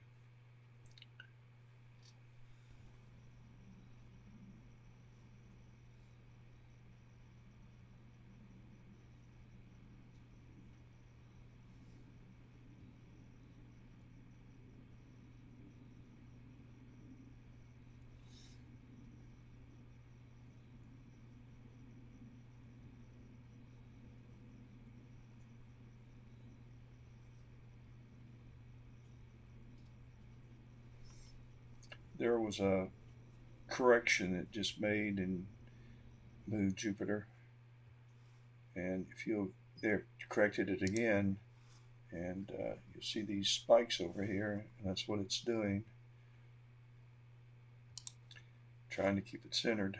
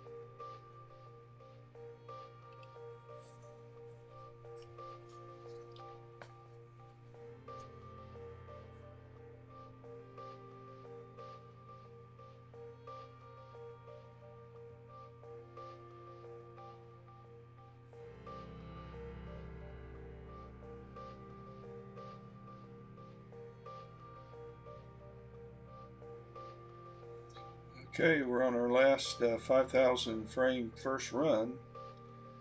That's cool. So after this 5,000 frame, we will have 10 in the can. We'll start another 10.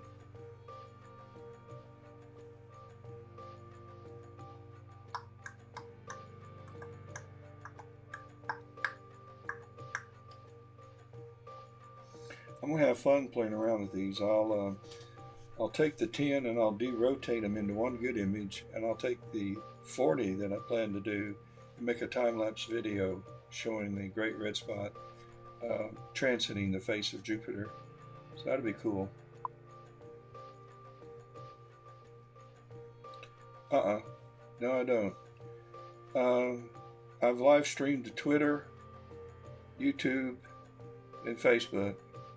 But the problem is if I go to too many, I can do up to 5 with my streaming software, but the bandwidth is the problem. And so I usually just do 2, Facebook and YouTube.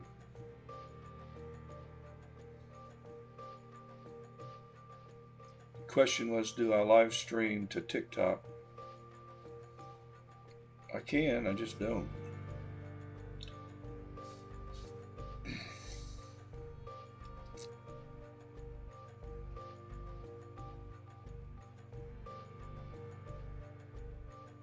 I don't use Facebook too much. Whoops. I don't want that.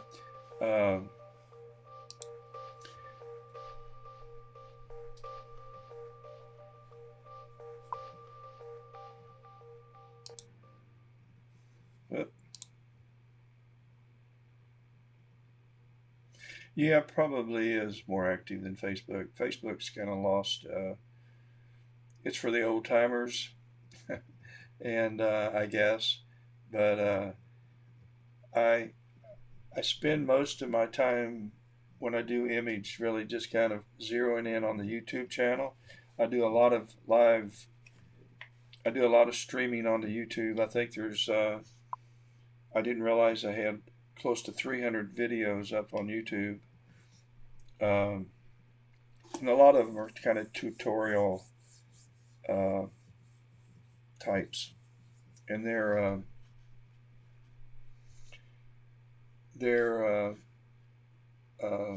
really not something people on Facebook are going to want to look at.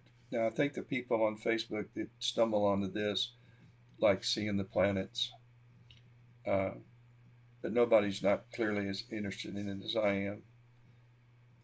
There's a small market for it, but it's something I really love to do, and I like to share it.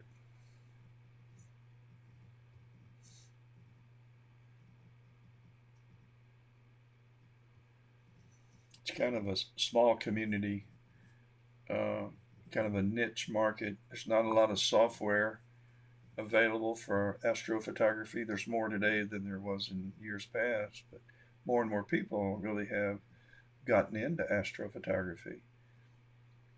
When I started out, there were very few tutorials uh, on YouTube anywhere on how to do astrophotography.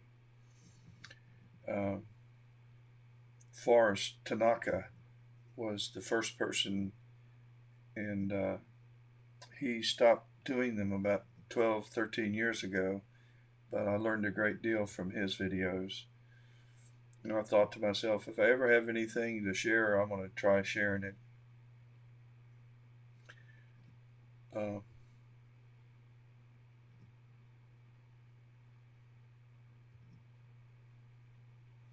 And then when I started the YouTube channel, I was kind of thinking we've got some active people in our astronomy club that are getting started into astrophotography, and I thought, well, this might help. And we have some active people in our astronomy club that are really, really very good at planetary imaging. One of our members, Josh Palmer, is brilliant at it. I have never yet taken a picture of a planet that can rival any of his worst ones. So he just had, they're just crystal clear.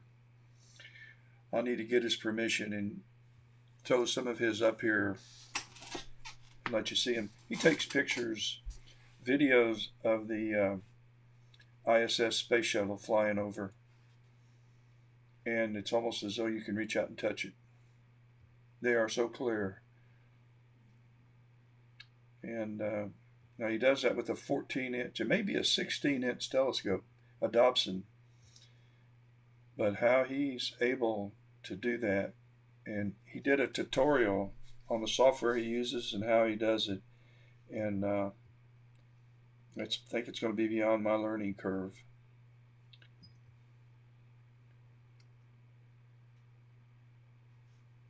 I'll ask him if it's okay for me to use some of his space shuttle images, and I'll just copy them off of the RMA website where he puts them, our Discord page. I hate to use them without asking him, though. Invariably, somebody's going to see them and not know the story and think I took them.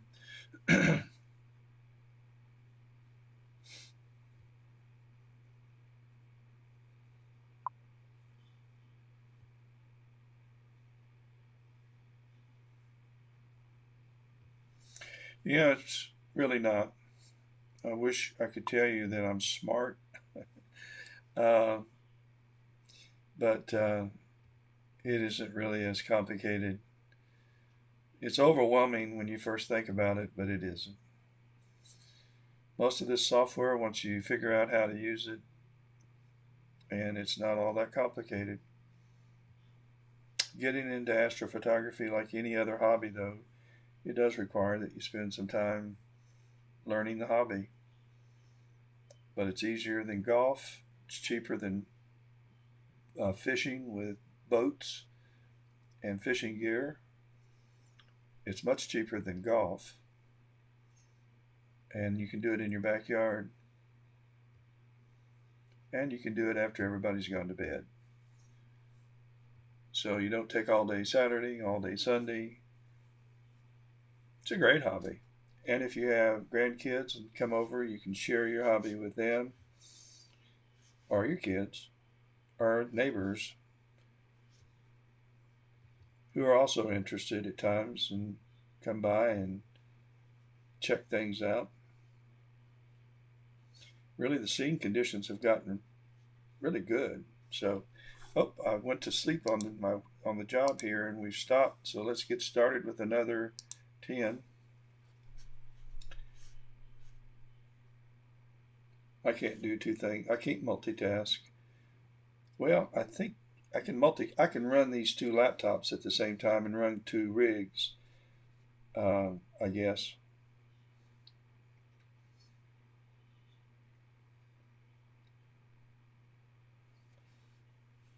Well, since I know you've got a 3D printer and you know how to do 3D printing, I may get you to make some parts for me.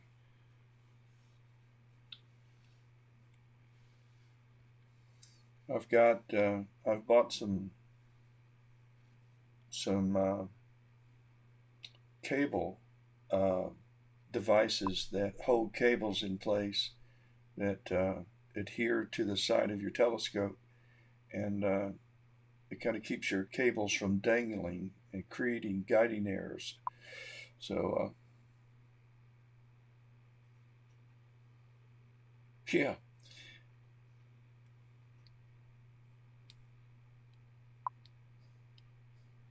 I'd never give you the mic, Mark.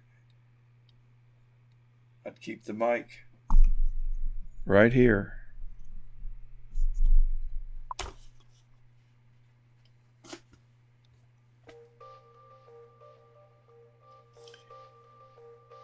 Let's go check out.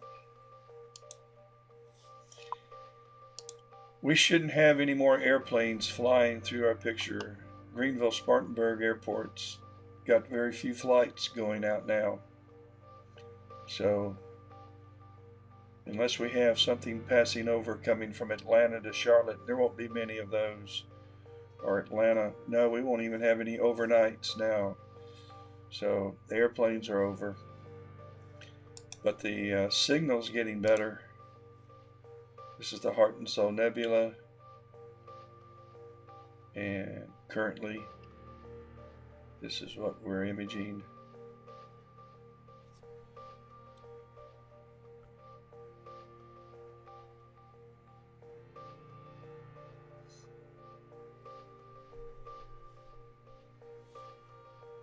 And guiding's go. Now we're in the 40s. This is where we were yesterday. So yeah, they're. I'd have to show you what I was talking about. For cable management, they work pretty good. So guiding's going good. We've got the Heart and Soul Nebula coming in and Hydrogen Alpha. This software I'm using is called Sequence Generator Pro.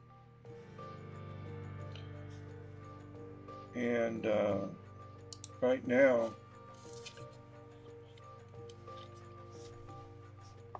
I'm drawing about 2 amps to run the whole gear, to run everything. The dew heaters are on. The dew heaters keep dew from forming on my telescopes. And they turn on when the dew point and the temperature collide. So right here, the temperature dropped and the dew point goes up, and it always does. And when those two intersect, I get dew on my gear and on the grass and on anything that's outside. So I am also, my telescope, my system is set up to refocus every time there's a 2%, a 2-degree temperature change, which is what's happened. So it's refocusing. It wasn't too bad. I had a half flux radius of 1.13, so it's defocused, and it's going to run through the focuser routine, and it'll come up with a new focus when it's finished. Let's go back and check on Jupiter. And the great red spot is moving across the face of Jupiter as predicted.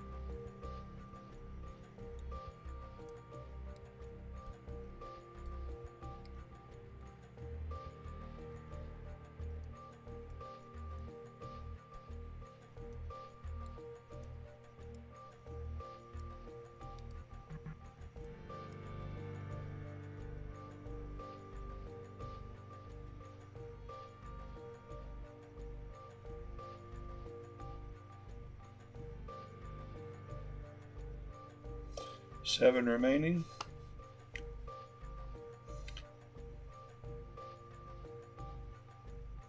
And we have some more joining on the YouTube side.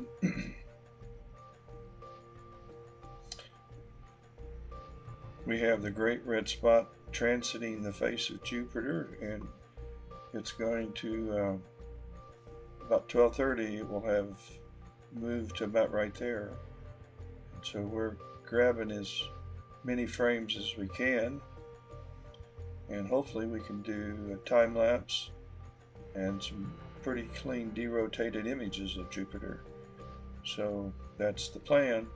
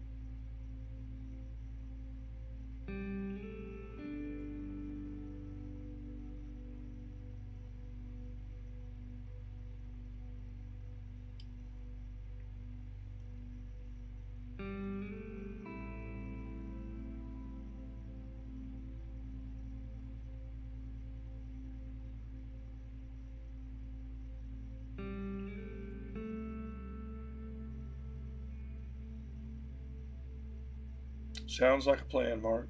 Yeah, I I uh, I manage the All Sports Booster Club's Facebook page, and I'll sometimes put a live stream to my Facebook channel, and I'll also put some processed pictures up on my Facebook page. But other than that, I don't use Facebook.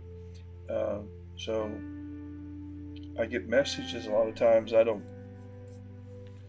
It usually stays open. It stays open in a window because I have these massive windows uh, where I keep things open, particularly for the All Sports Booster Club page, which I manage. So, um, but I don't read Facebook posts too much. Don't have time. My wife will show me funny things. I count on her to keep me informed. I'm either taking sports pictures or pictures of the sky, eating, sleeping, cutting grass.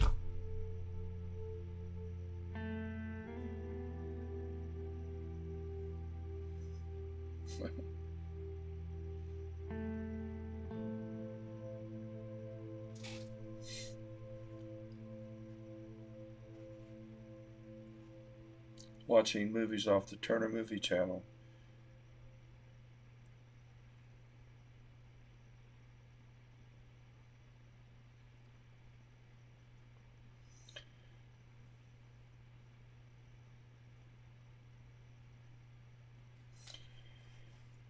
Oh, we can log out.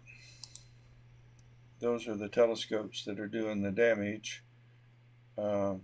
This one is on Jupiter, and this one, Smith Cassegrain's on Jupiter, and the refractor's on IC1848, the Heart and Soul Nebula. And that's what's cooking.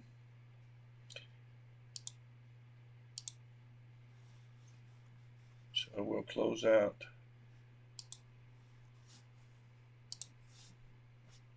And get back to Jupiter.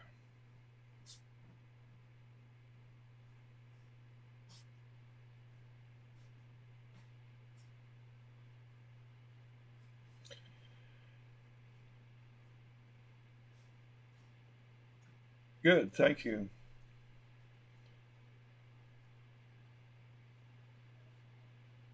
Most people really have never had a chance to look through a good telescope, and that's unfortunate because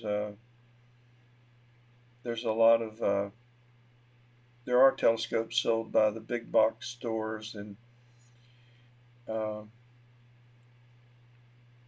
and most people, when they look through one of those telescopes, uh, they're disappointed. First, they don't know how to use the eyepiece. They don't know how to use. They don't know how to look through a telescope. It sounds pretty simple, but it's not. And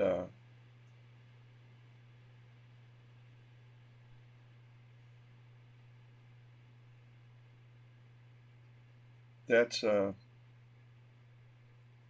first. The first. The first job is to learn how to use the eyepiece and to look through an eyepiece to see something. Then you need to have good optics so that you don't have so you have an image. And the first time you look through a good telescope, you feel like you're just immersed in space. You just feel like you're out there in the stars. You're just buried in stars. They're all around you.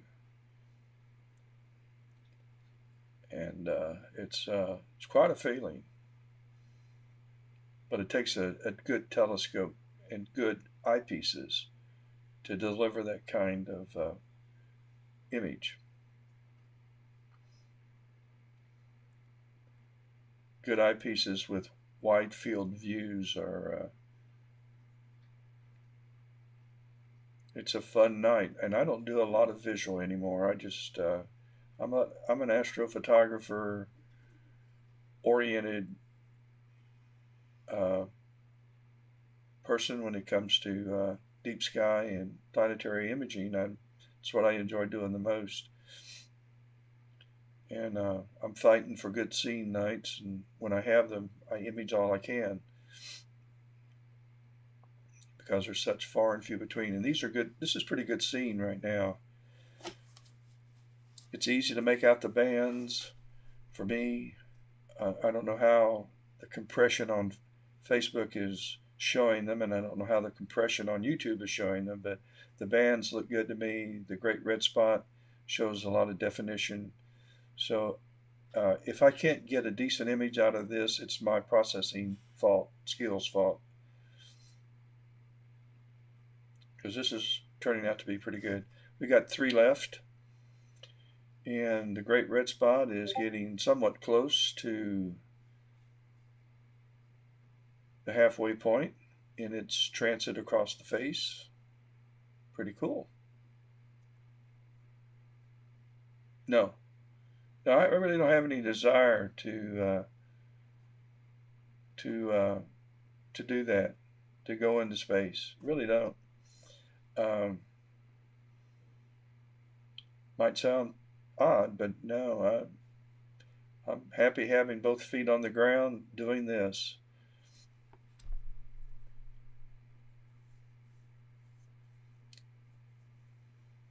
I'd rather have a ticket to the Super Bowl.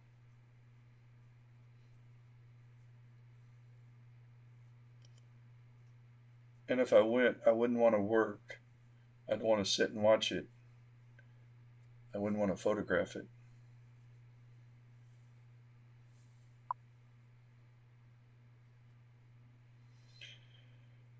And, I'm not into those. I don't watch many space, but I don't watch movies. I say that, and at the same time, there's a movie. I have a television within the length of my hand. It's a small, probably 18-inch, 20-inch television that sits here, and I have Turner movies being played, the old time movies, and so now the sound's turned down because you would be hearing that, but if a good movie comes on, I'll sign off and watch the movie while I finish imaging, which is getting ready to happen, by the way.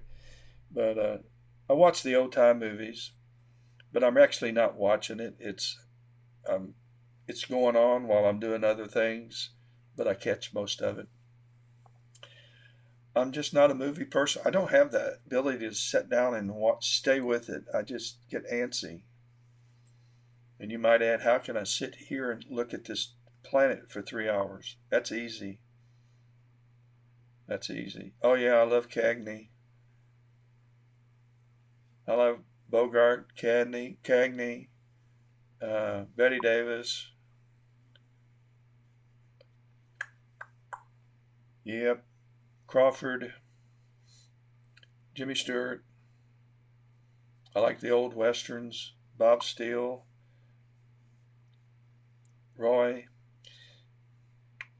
Gene, Hopalong. It just takes me back to my childhood.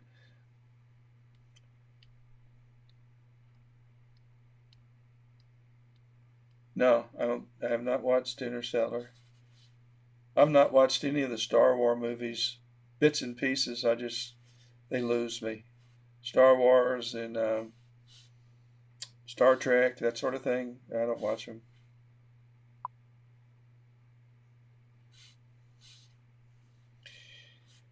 I just can't sit down, and if I go to a movie, it's almost painful for me to go to a movie. And that's unfortunate because my wife likes to go from time to time, and I don't. But where the Crawdad, something about the Crawdad movie came in, and she wanted to go see that. And fortunately, uh, she had read the book, and she did go see it with a friend. But I did go and see Lord of the Rings, that was painful. And when we lived in Athens, Georgia, I went with I went and saw The Hunt for the Red October with my in-laws. I didn't mind that. I liked that one. That was about 20 years ago. And we lived in Athens. That would be 1981, 81. I took my daughter to see Bambi with my wife. And then we got a VCR and we could rent movies. Yes, I didn't go anymore. Our kids would come over with their friends, spend the night, and watch a movie. Yeah, I like Sean Connery. And I watched some of the Bond movies, but again, they're just so cheesy, predictable, as are the Mission Impossible movies. At least a little more clever. I saw that. I tell you, the Sons of the Anarchy, is that what it's called? It's a Netflix series. Now, I think it was a Netflix series. Sons of Anarchy. I go to the gym and work out daily. And tomorrow I won't because I'll cut grass. That's my workout. But I go to the gym and I work out every day. And I do, at least I walk. I walk 7 days a week. And I take my iPad and I'll watch. Yeah, it's about bikers. I'll take my iPad and I'll watch some stuff on space, Neil deGrasse Tyson, universe stuff. I'll watch that. I like the science, not movies, but the science of space. I'm fascinated by everything there, but not, Jax. Love Jax. Well, they're coming out with a new series, and I need to tell Ken Tony because he got me into Sons of Anarchy. Yeah, great series. I tried to watch Breaking Bad, but that was awful. Oh, got to start another one. Time goes by fast when I'm talking. All right, this will be my third. This will be the 30th video. And the great red spot is getting very close to the halfway point. So I'll take another 30 and it should be about right here. So that'll be a nice time lapse from here to here. And when I finish it, I'll put it on Facebook.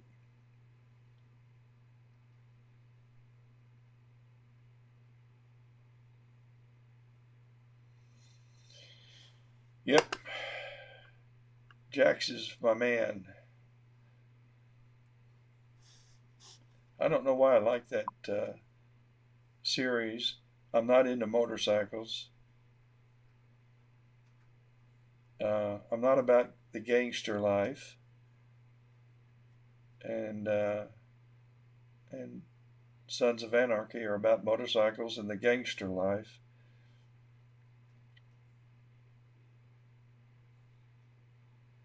But for some reason it was very entertaining. But I didn't like Breaking Bad. I tried watching that. I just can't keep my interest.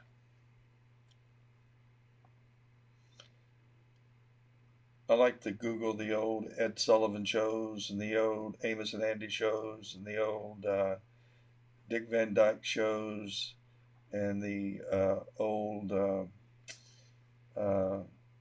Fred Sanford and Son shows and Benny Hill, Boston Blackie,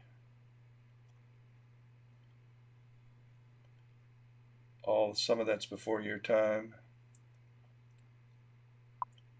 It's what I grew up on.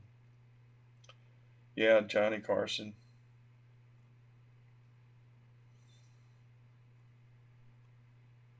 That was some fun entertainment.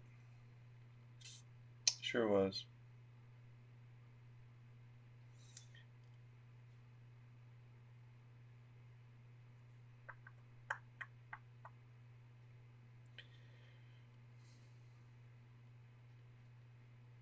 Oh, I do like the Jason Bourne, the Bourne Identity, Bourne Supremacy. I kind of like those. So as I sit here and tell you I don't watch movies, those were some that I did like. I'll tell you what I do not like: Harry Potter. I think it's for the kids anyway. But oh Lord, my daughter teaches at Dawkins Middle School. She loved Harry Potter movies. Mm-mm-mm. And the Lord of the Rings, is that the Rings? Oh, the Ring movies, fantasy kind of stuff. She loves that. Lord of the Rings, is that what it was?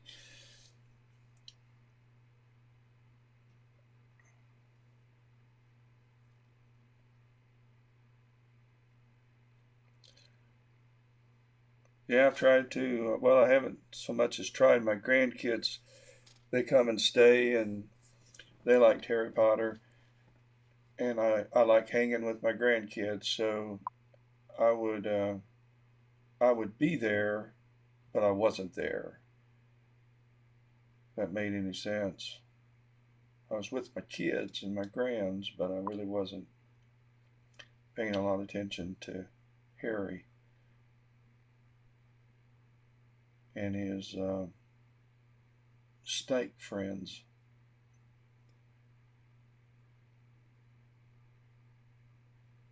Great graphics, really clever stuff. Oh, the scene has really gotten good.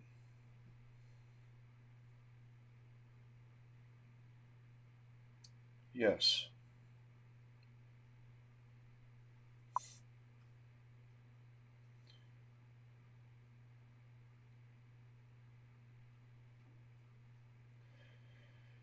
Yeah, I would not try.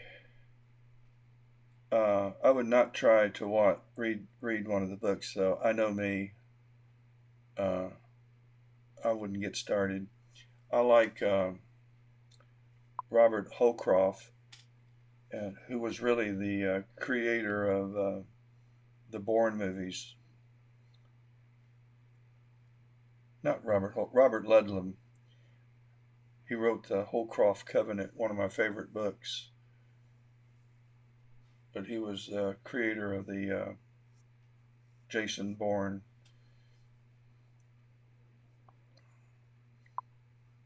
So I do like his stuff.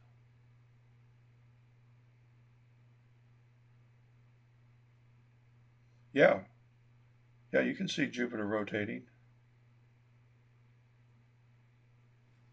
Sure can. This great red spot when we started was over here. Now it's here. And when we're done, when I'm done, it's going to be about here. So, hey, Richard, welcome to YouTube. You're watching a live streaming imaging session with, obviously, with Jupiter, and then with one telescope, and with another telescope, I'm imaging IC1848, which is the Heart and Soul Nebula. Didn't mean to, meant to stretch it more. And this is the HA element. So that's what I'm doing. Wrong laptop, right laptop.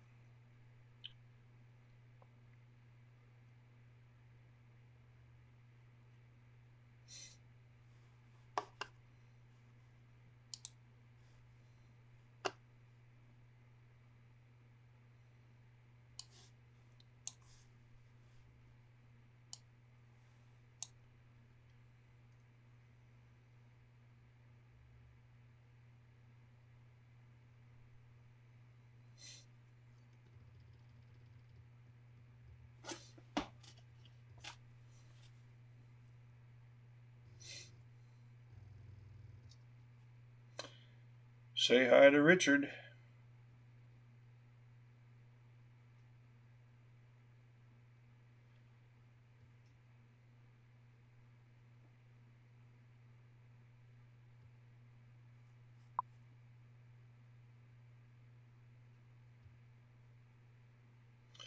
Does it?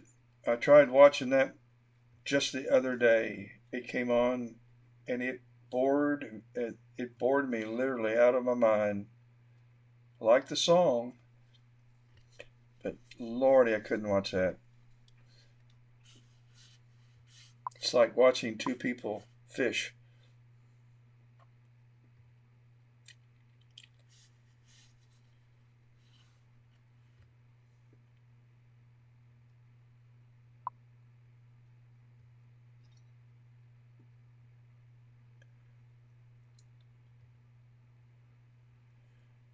It's we're having clear skies, Richard. It's been a week though. Last week it was nasty because we had Ian hurricane uh, touch us. We weren't hurt by it, but we had rain, a lot of rain and a lot of wind, but nothing. It did cause us to lose our power.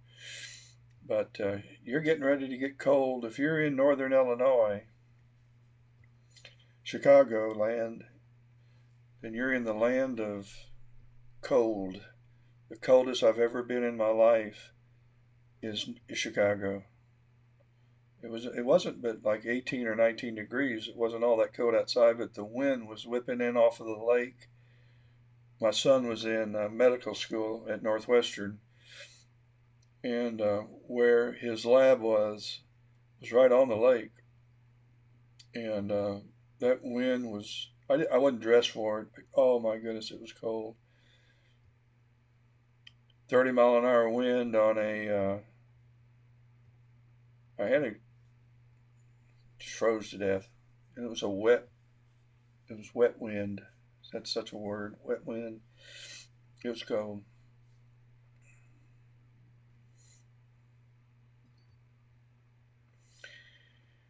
We have some of the best skies we've had in a while. The seeing conditions are really looking very good for us right now. This is I'm a little overexposed on Jupiter. I need to bring the exposure down.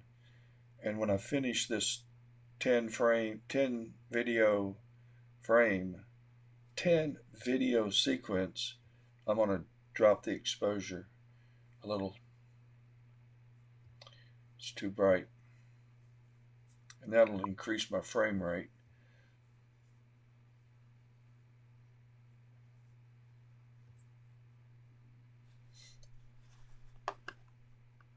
I didn't.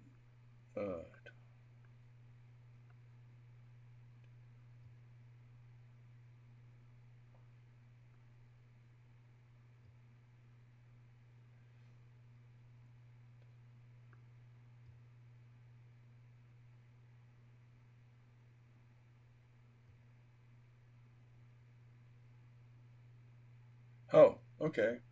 Well, I'm probably not going to read the book either, but that's good to know, Mark. Uh,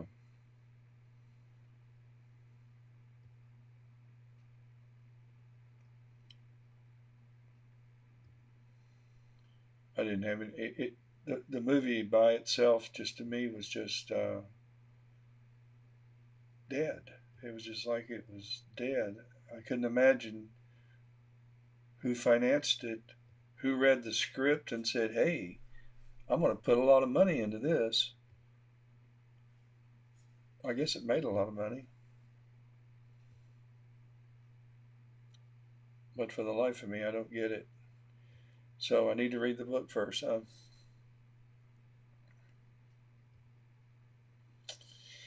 That may fall in the fat chance category.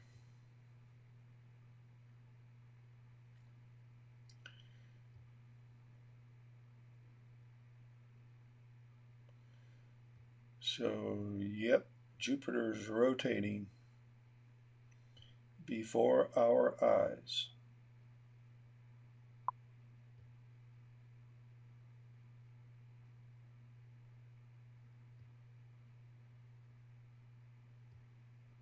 Thank you. I'm going to assume that the majority of people who like the movie are readers of the book.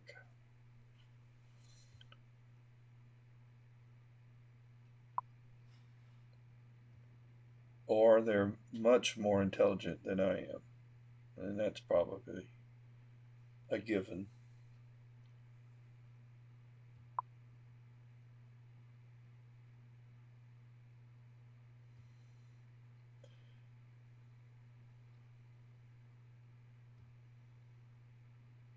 I'm not taking many road trips if I can help it.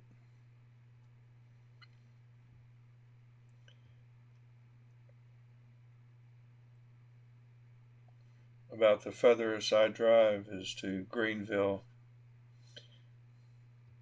Charlotte, Columbia. If games aren't being played within that area geography, then I'm stay put.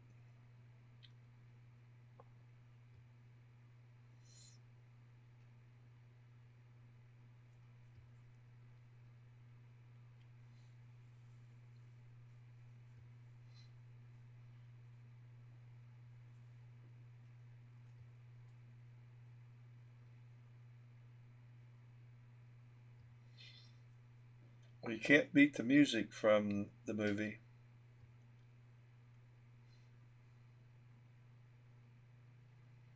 It's the best part about the South Carolina football program.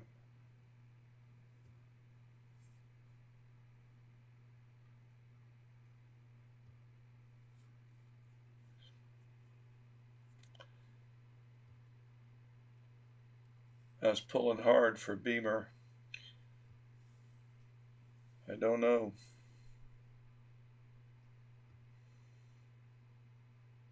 If he'll be given enough time to correct the ship.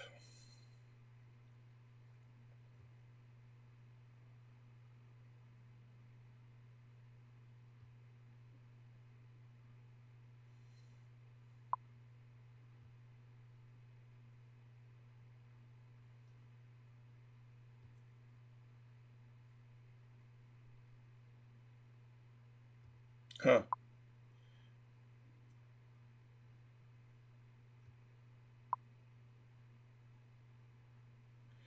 They're doing fine.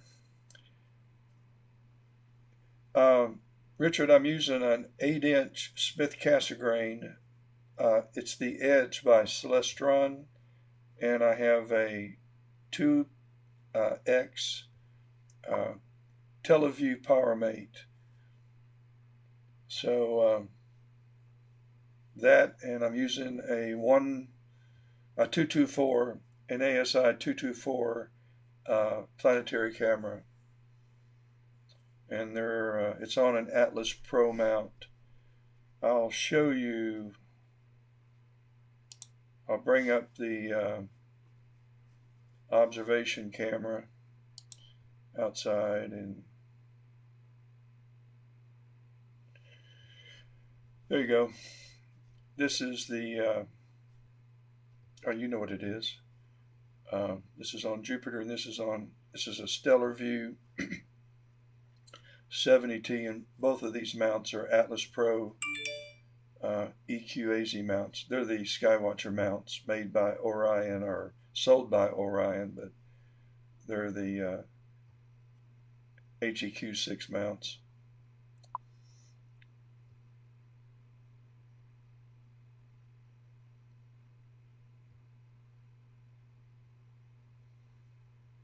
Yep, they're into that too. Microscopes. So that's the kits that I'm using. These two stay on piers. They stay out permanently. Well, the mounts stay out permanently. I switch telescopes. As soon as I get my fill of taking planet images, I'll put another. I'll put probably either a Newtonian on this or a Vixen refractor that I love, the ED81S refractor. And I love the wide field Stellarvue too. So I'll end up with 2 refractors, or possibly the Newtonian, which I enjoy using too. If it didn't have diffraction spikes, I'd use it all the time, but I do not like diffraction spikes. Some people love them, I don't. So that's it.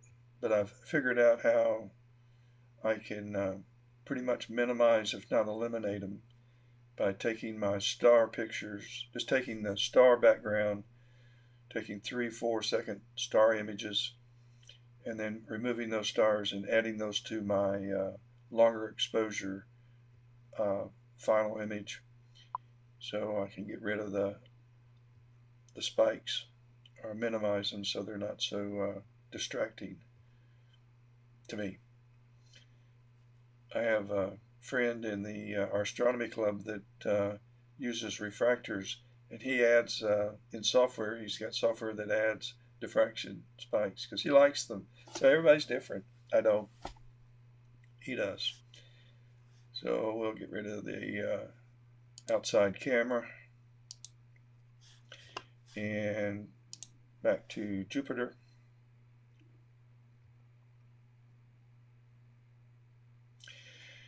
A diffraction spike, it just looks like a star and then like a cross on the star. I can go find some of my Newtonian images and show you, but it's a star, but it has spikes in the form of a cross, and it's because there's a cross in front of holding the primary mirror. I'm sorry, holding the secondary mirror in a Newtonian, and the cross that holds the secondary mirror gets caught in the imaging train, and so and it shows up and makes your stars look like they have spikes. And some people love them, like the Star of David that you see depicted. It's not just a round tight star. It's a star with a pointed spike going up, one going down, and then to the sides. They're not always oriented that way. It just depends on how the Newtonian is situated in the sky, or Dobsonian. A Dob and a Newt are the same thing.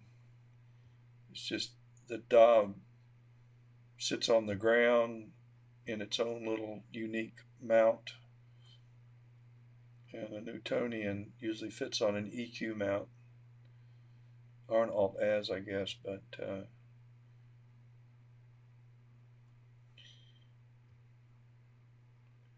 that's a diffraction spike.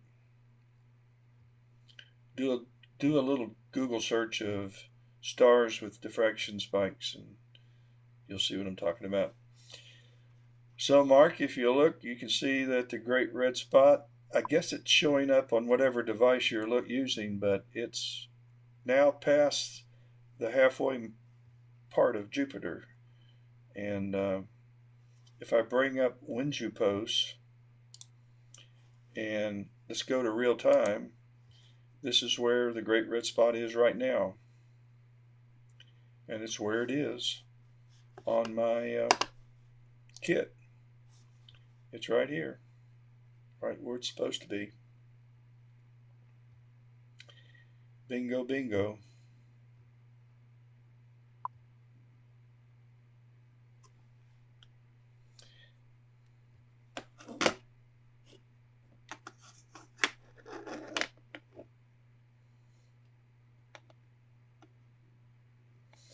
Richard, if you're still online, I was curious, do the Great Lakes create a lot of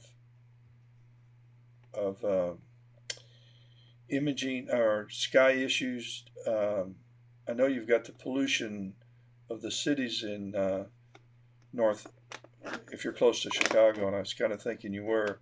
I know you got the pollution from the cities, light pollution, but do the Great Lakes create imaging challenges by themselves?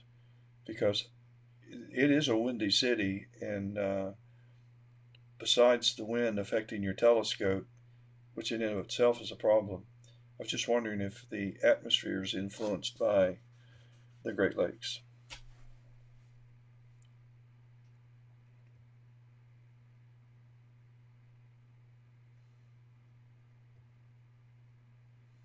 I know more.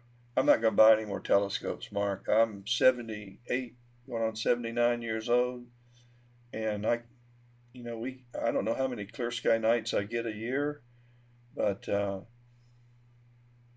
I have all the telescopes I'm going to buy. I'm not buying another car. I should not say that. I don't want another car. I don't want another truck. I don't want another anything.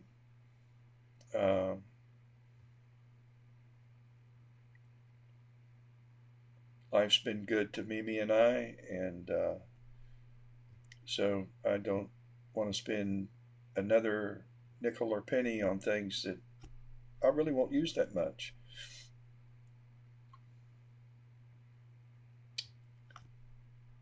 So I got to be here in the next 10 years. First.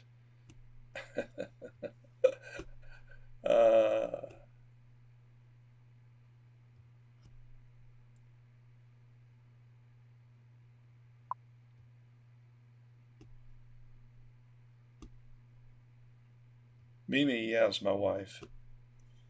Her name's Marianne, but our grandkids had a hard time saying grandmother or whatever, and so I'm Dee Dee and she's Mimi. So to our grandkids, our names were changed, Dee Dee, Mimi, and now I call her Mimi.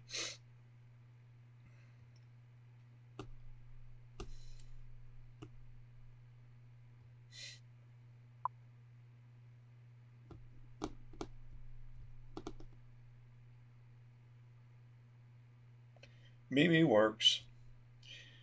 She's a good one.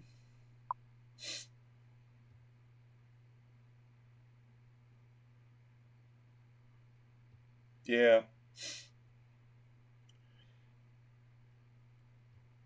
Yeah, your grandkids will end up naming you whatever they decide to name you, and that sticks. I know my wife didn't want to be called Grandma.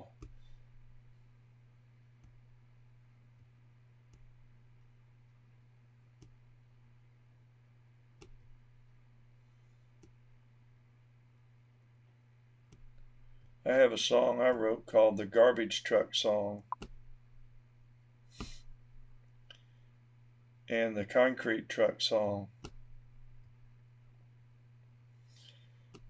When my son was, my oldest son, who's 52, 53, I don't know, he was born in 69, so I can't do the math, but he's in his early 50s. When he was 3 years old, our garbage man, our trash man came and picked up our trash at like 4 in the morning. We lived in Orlando then, and it would wake my son up. In his crib, he could stand up in his crib, his bed, and look out the window and see the truck come. And he wanted to be, that's what he wanted to be. He wanted to drive a garbage truck. I'm glad he didn't stay the course. He's now a neurologist. So he did decide on a career change, which is good. Not that there's anything wrong with driving a garbage truck, but at any rate, so I wrote a song about the garbage truck. I'm not going to sing it today, but I'm afraid somebody would steal my song, copyright, claim it as their own.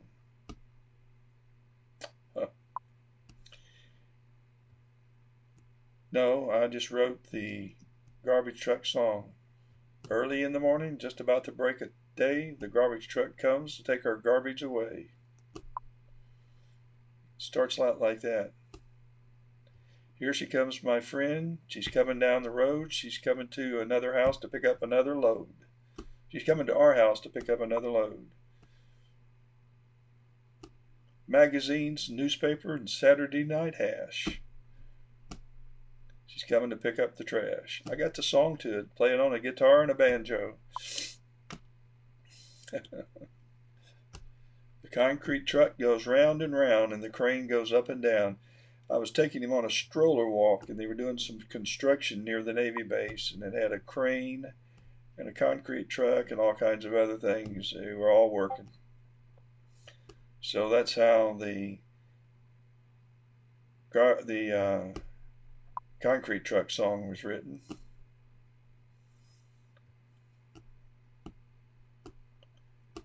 And I guess if I'd have been into space, I might have written Twinkle Twinkle Little Star. Yeah, I play a banjo, play a 5-stringer, and all of my kids play instruments.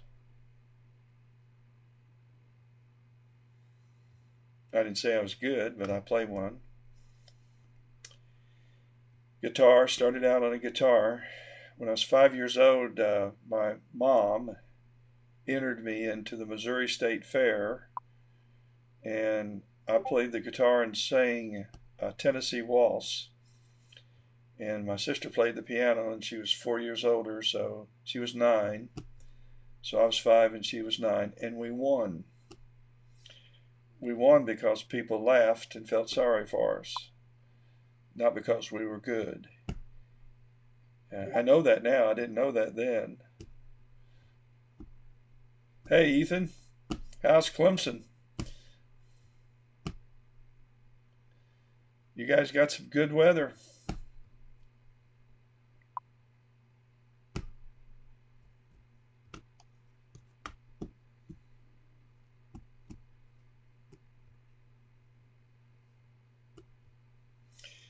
We've been out since 8 this morning. 8 this morning. 8 tonight. We started at 8 tonight.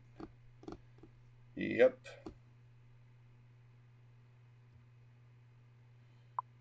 Can't get enough of Jupiter.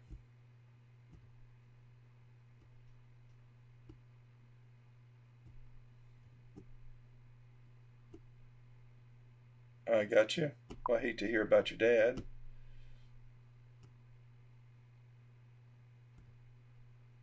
Wow.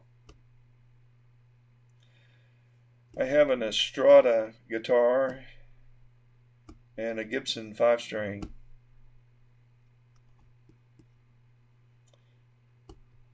I tell you what's happening, I'm getting clouds.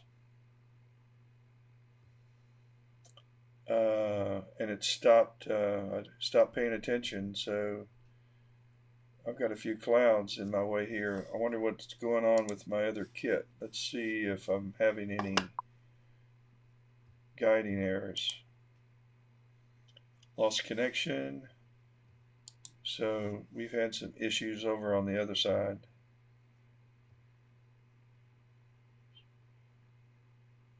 Yeah, we had a great day, Ethan. Weather's been just terrific. It would be nice if it stayed this way all year long.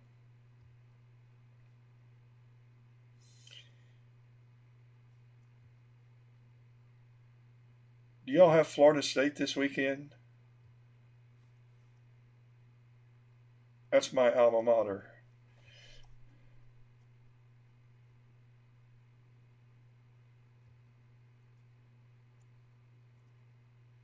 That's where I went to undergraduate school.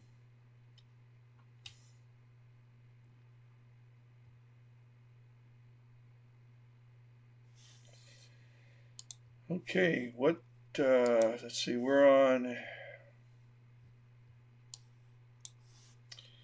go back.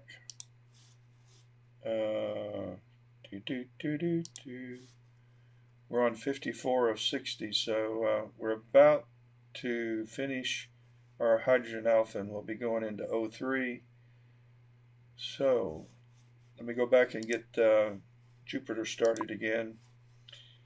I hope the clouds have gone for good, so let's go and start another capture session, and let's do another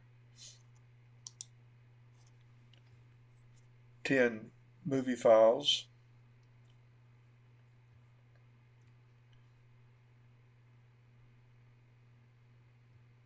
I got you.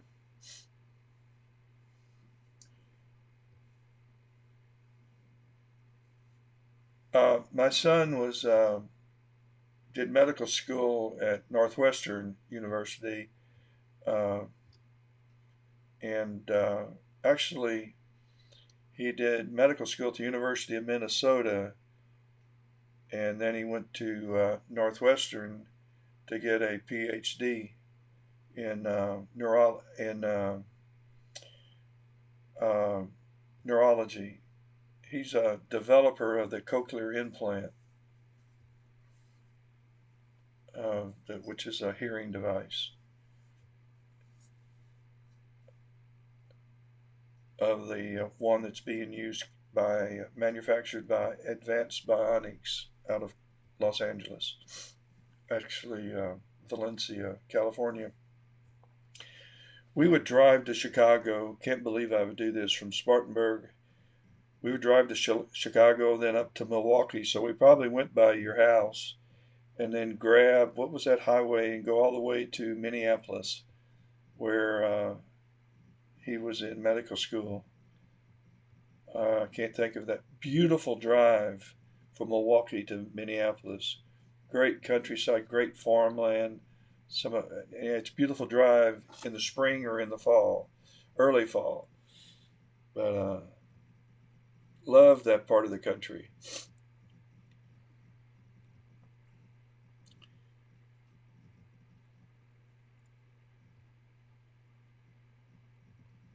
You know, there was a song by Eddie Arnold called "What Made Old Milwaukee Famous Has Made a Fool Out of Me." Uh, love the old country song titles and lyrics. Here comes some more clouds. They're going to mess up my time lapse.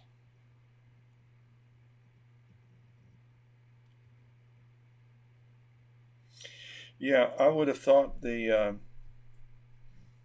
winds would be,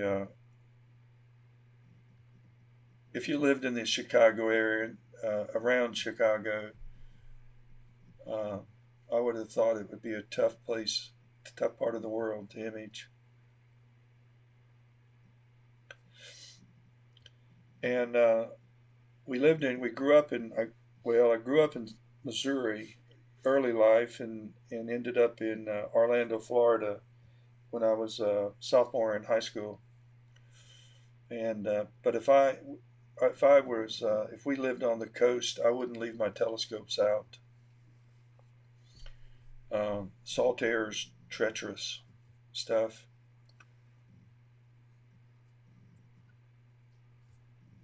It's bad enough to leave them out year round when you are in areas of high humidity. What I do, if I had to set up every night, I wouldn't image every night, regardless of how clear the skies were. Mounts are heavy, so I have two permanent piers and 4 cubic yards of concrete each. They're not going anywhere, and I had the piers made. They weigh about 160 pounds apiece of steel, and they aren't going anywhere. A friend of mine, machinist, um, did everything. We could hardly carry him up the hill to put him in.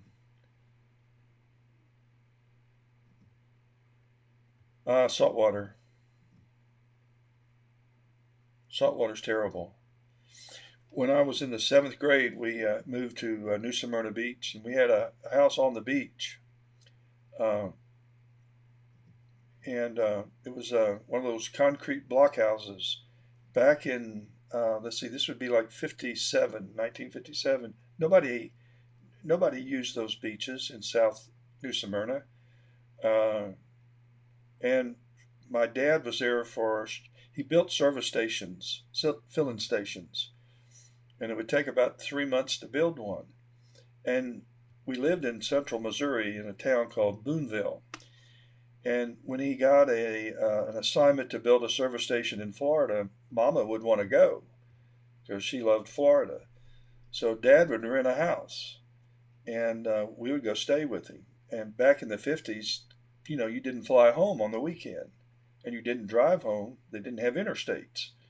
It would take forever to drive from New Smyrna to Boonville, Missouri. So when Dad would go off to build a station, sometimes he was gone the whole 3 months. Particularly if he went like to Nebraska or the Dakotas or something, because Mom didn't want to go there. But the company he worked for, who built these for Imperial, for Standard Oil, for Texaco, whatever city, forgot what it was.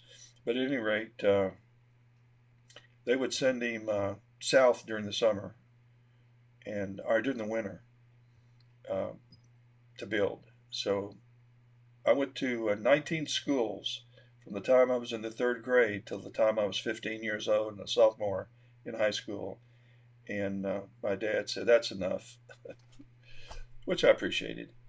So it was at that time that the whole family moved permanently, sold a house in Missouri, and we moved to Orlando, Florida. But while we were in New Smyrna, uh, when we first moved there, my sister and I thought, wow, have we hit the payload? We are at the beach every day. Well, that gets tiresome fast. That was, of course, we didn't have air conditioning back then. You did get a breeze off the ocean, but the breeze had salt air and you felt sticky all the time. And all the houses had jalousie windows, and of course you opened them up because you needed to breathe. Wow, that was everything rust. Your windows have kind of a corrosion on them. The glass has corrosion on them. People would come and park their car and spend the night on the beach, not knowing the tide was going to come up and slosh around their floorboard. So my daddy would send me out and say, "Go tell that family. Looks like they're going to build a fire. Go tell them they don't need to be there. That the tide's going to come get them." I hated doing that. I was, let's see, in 1957, I was 13 or 14 years old.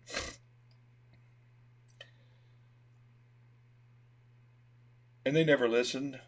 I'd go tell them the tide was going to come up and it was probably going to cover the bottom part of their car. They're not careful.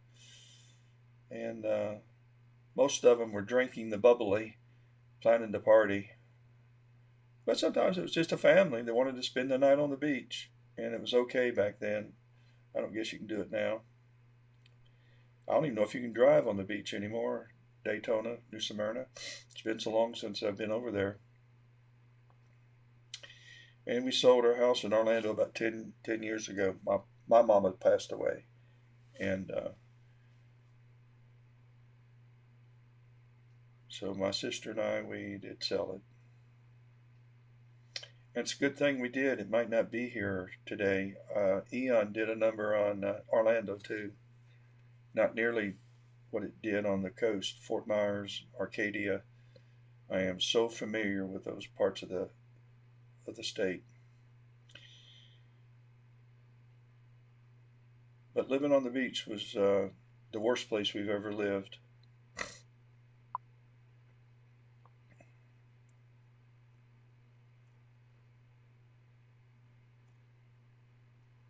I am too, Ethan. Um, I was one of those kids where I hated to move from every place I went to. I didn't want to leave I hated to move, but every town I moved to, I hated to leave that because you fit in, you meet new people, and it's probably why I talk so much. I got to blame it on something. Richard, you're not Interstate 94. I thought you're not 94, are you? It's Interstate 94. Yeah, it's a super ride. I'm trying to catch up. I'm reading comments off of two platforms, and I'm having a hard time staying up with you guys. Uh,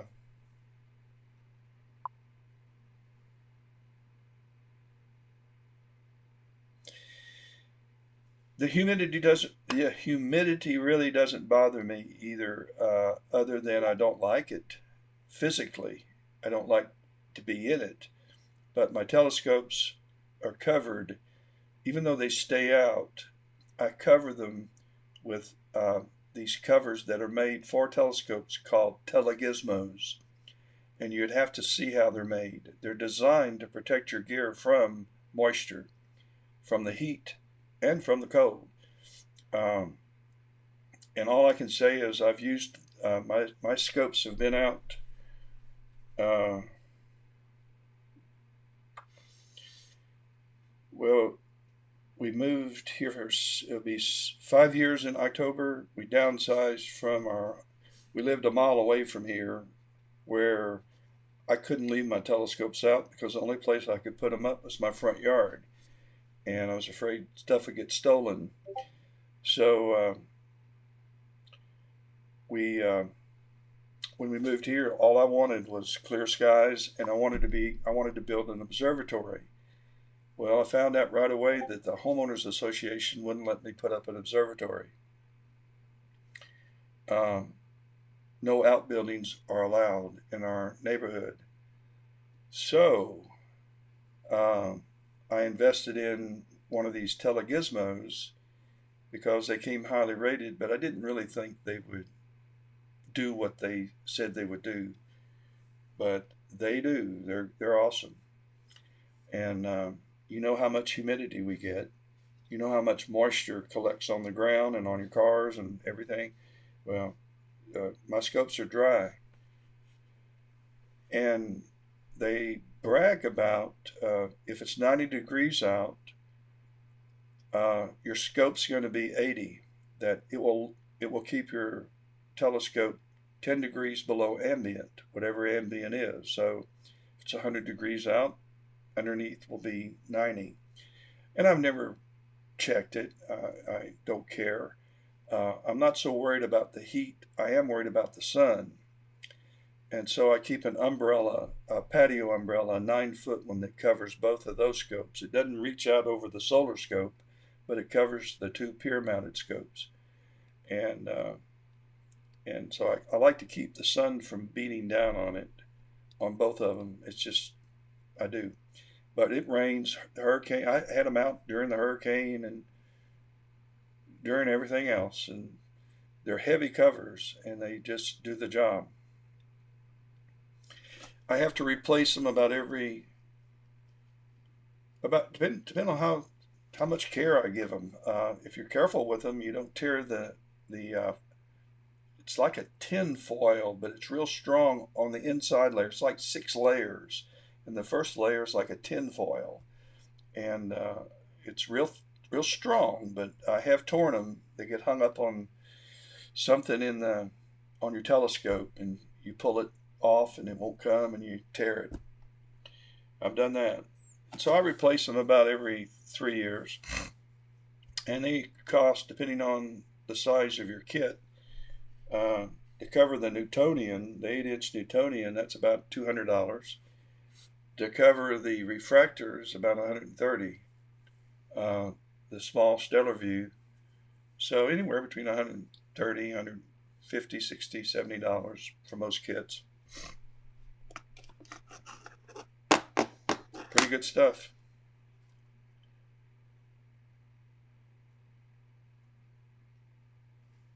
It doesn't matter where you I'm going to be signing off in a minute because I'm losing Jupiter to the clouds.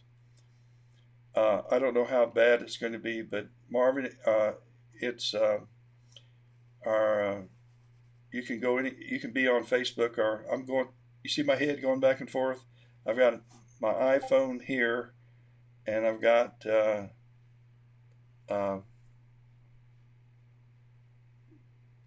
comment section on the side of my computer over here. So I'm just going back and forth trying to catch up with both.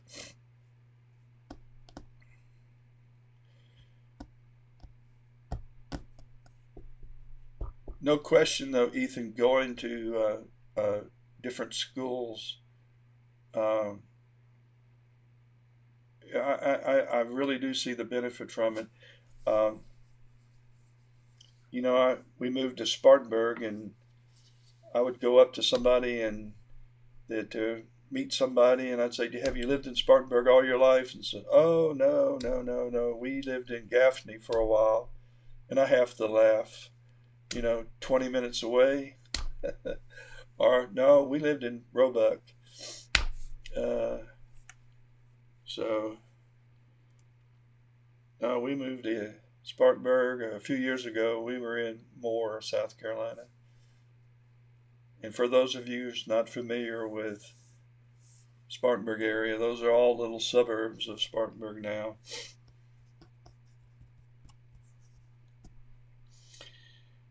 But I went to Orlando, Florida, in I was 15, and enjoyed Florida. We'd go to the beach every day. We could, summertime. We'd head to Daytona. Got in a lot of trouble. Had a lot of fun. It's probably not a good place to raise kids today, because we got in trouble then. The clouds are going to kill me.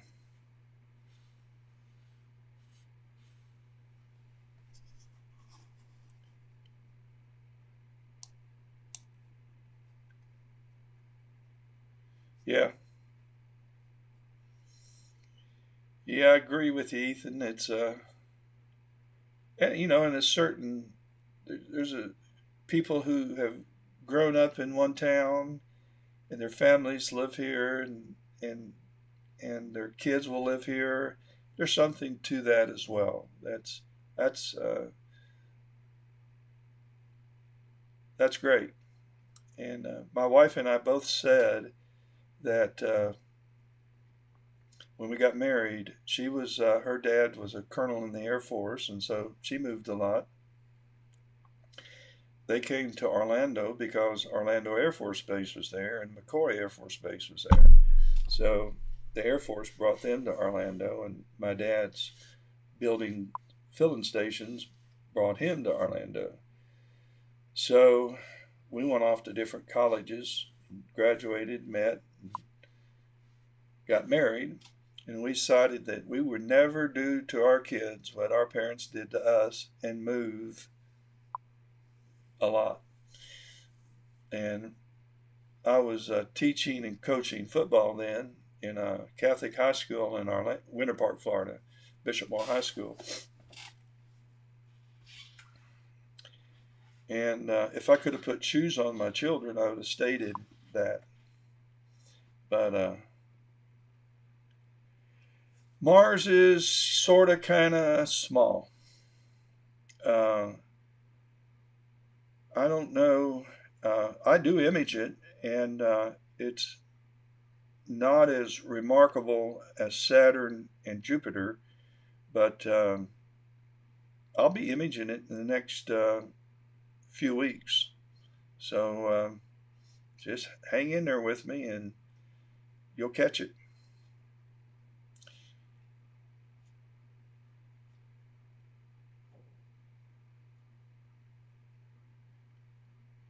Forgot where I was, but at any rate, oh, my wife and I swore we'd not move our kids like we did. And when I left teaching and coaching, I entered financial services, and and I didn't think I was going to be moving. So we built a house up on Lake Dora, uh, in a little town called Tavares, and we thought that was going to be our home forever. A year later, the company moved me to Nashville. Money moves people, and became a regional director in Nashville. Then my father-in-law started a couple businesses in Tavares and had a heart attack, and I came and took a sabbatical from Nashville and helped him run the businesses till he was back on his feet. Then they wanted me in Atlanta, so I went to Atlanta as assistant regional vice president. Then I ended up going to the company merged with a company out of Germany called Allianz, which is the largest insurer in the country. and it was bought by them. They do everything under the sun. And I was either going to have to move to Minnesota or Munich. So I left that company. They also spun off a company called, it had another name, but I moved to Athens, Georgia, and took over a kind of a private financial planning practice there. Then the 401k market went nutso, and I had been to Purdue. You guys in northern Chicago, I went to Purdue to graduate school sent by the company to become a pension expert. Yeah, right. And then I was sent to GE Capital's home office to work on their pension. That was in Richmond, Virginia. And then from there, I just did not like being in a home office of any kind, talking about politics. So that's not my thing. I like being independent. I like to work for myself. I like to eat what I kill. I like to be on my own. So I was in a position where I could point myself to about wherever I wanted to go, and an opening opportunity opened up here, and that's how I got to Spartanburg. So I moved my family almost, not as much as I moved, but the very thing we said we weren't going to do, we did. Yeah, stay in touch with us. I wish I could pronounce it Knaxon.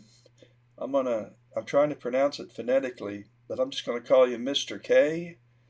And Mr. K, just stay in touch.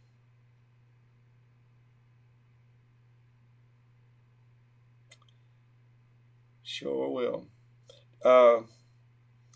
Well, I've got Jupiter back, and the spot is getting close to where, I don't know. I don't know if I'm going to take another. I'm going to go ahead and set it up for another. I was thinking the clouds are going to drive me nuts, but I'm going to take another series.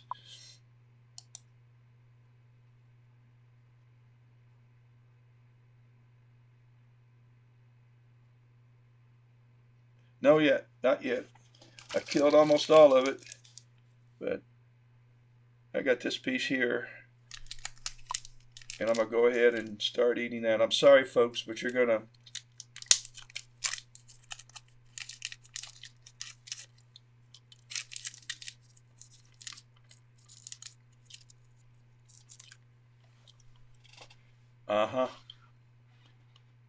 Candy Hunter.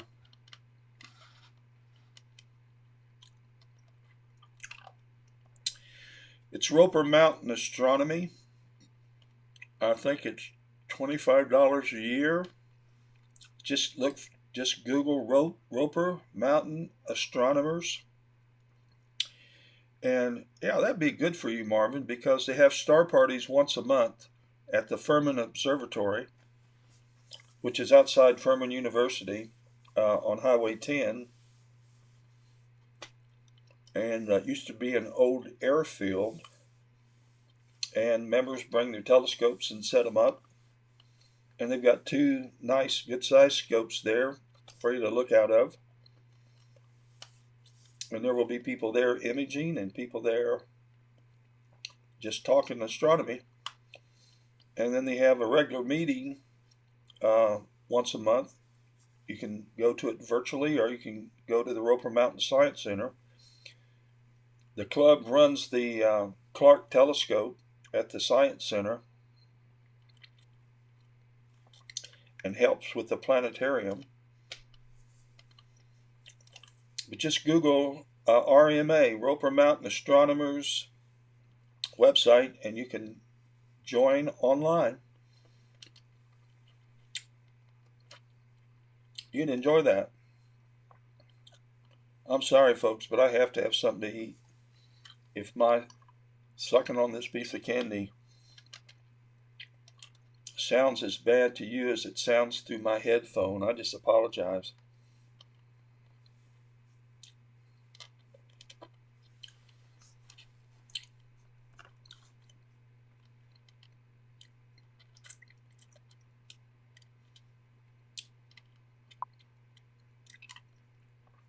I didn't know they had a planetary wing at the downtown library.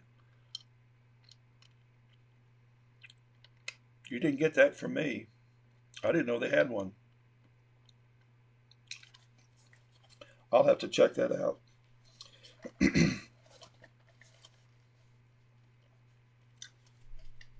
Hmm.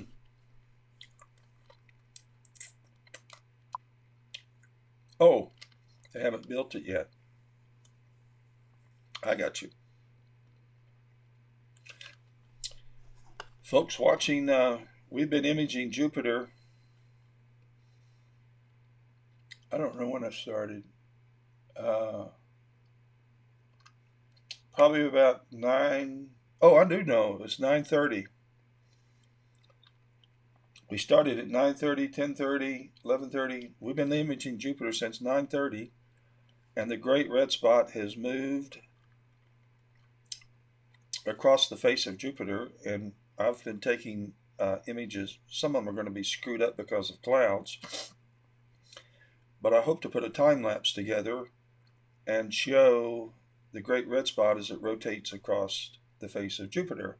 I did one of those either last year or the year before.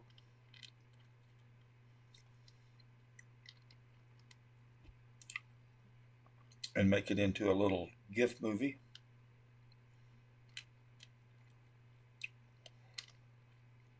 Now, you're not talking about Fair Forest Middle School's planetarium and observatory, are you, Marvin? Because I'm helping with that.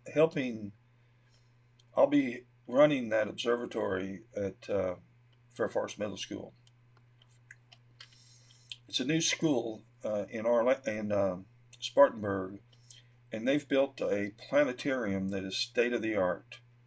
It's a piece of work, and the programs that they use, those things cost like $15,000, $16,000, $17,000 a piece. They have programs on the human body and all kinds of things that they've incredible. You can become a blood cell and travel through the human body, and they have this laser show you. It's like being in a ritzy theater with these very comfortable seats, and the sound system is it's incredible. But you just kind of lay back and you're looking at the roof, which is this planetarium, and they have this laser show. You feel like you're going right through space. It's a it's a it's a ride. It's as good as anything at Disney. And every kid in District 6, of which there's about 13,000 kids in the elementary school level and middle schools, will be going through it, and any of the high schoolers can. They're going to eventually open it up to the public. And then we have they built an observatory. Yeah, Fair Forest Middle School. It's over where the old Dawkins used to be. No, it's a public school, Ethan. Fair Forest is part of District 6. And the observatory, it's the largest dome that you can buy from SkyShed, and they'll be able to control that from the planetarium. And we're also going to be buying time in off of telescopes in Spain, Toledo, Spain, and in Chile, so that the kids will be able to have access to computer telescope control during the daytime from places where it's nighttime. And the problem with having astronomy as a functional class is that it would start at night. And it would only start at night if you had clear skies. And kids in middle school and elementary school, and so they're not going to be able to do that. So they'll be buying time from Toledo, Spain, and from Can't think of the place in Chile where they lease time to use their telescopes. I'm kind of in charge of that, getting that going, and but that we have to get our observatory fully functioning. We've ordered some of the best gear, telescopes, mounts. Well, one mount and some of the best gear that there is on the planet. So it's quite an investment.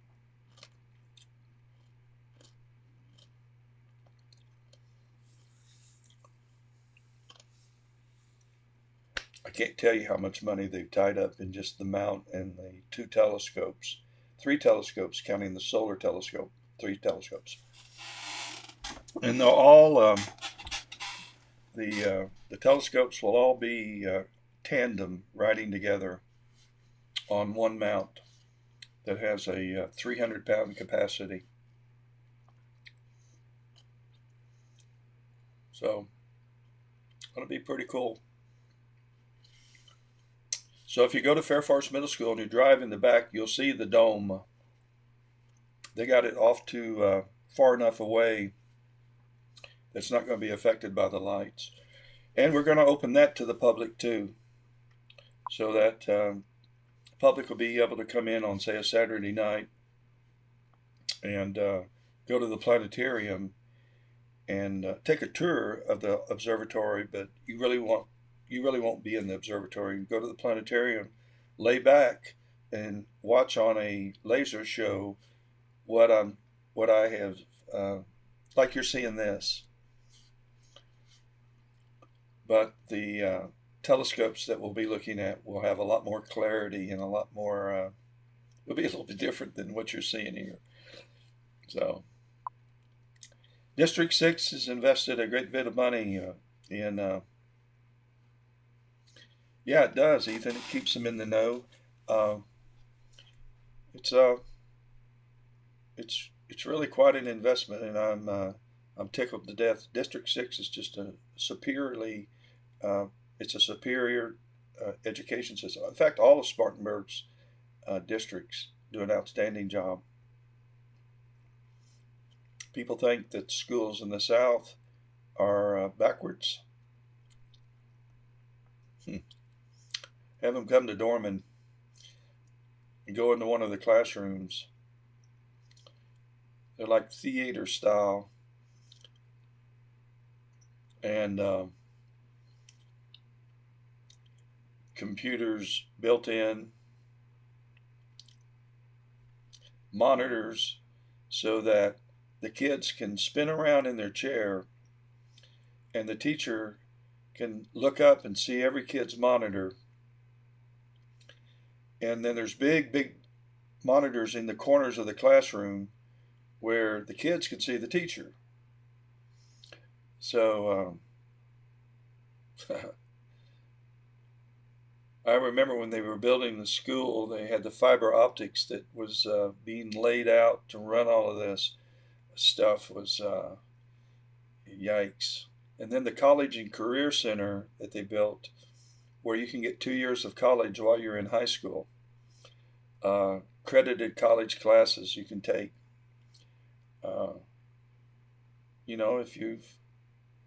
If you're qualified, it's just it's big stuff.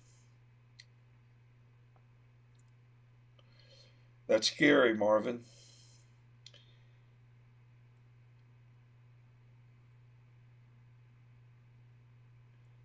Well, we're glad to have you, Richard. Wine will make it a little easier for you to listen to me. So, but you got that mute button. I'm not kidding. I usually start my videos, or I start a lot of them with, guys, if you're expecting a scripted, organized, structured video, you better sit down, because you're getting ready to watch a train wreck. I'll be saying Jupiter when I meet Saturn. I'll be saying Saturn when I'm thinking Mars. I'll say telescope when I mean sensor. I cannot go back and watch any of my videos. I can't do them. I want to delete them if I do. You gotta be kidding me. I said that. And I'm really surprised that people don't call me out more than they do. I think they feel sorry for me. I feel sorry for me when I watch them. Now, I don't have a problem with the imaging side because that's pretty good. And it would be even better if I would keep my mouth shut. I don't mean to sound self-deprecating. But watch one of my live streams like this and you'll find out where I went to school, where I lived, what my dad did.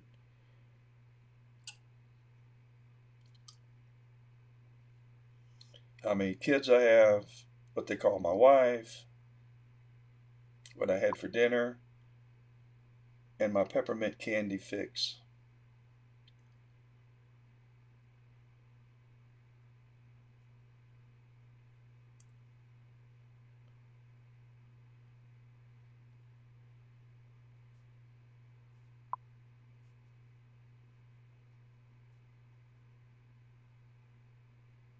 Oh, thank you, Ethan.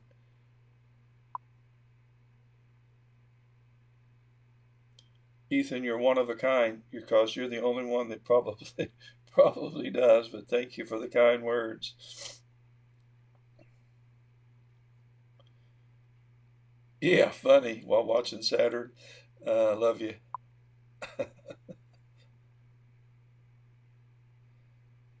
Yeah. Well, Ethan, boy, I hate to tell you, you may have a few more stressful days ahead of you.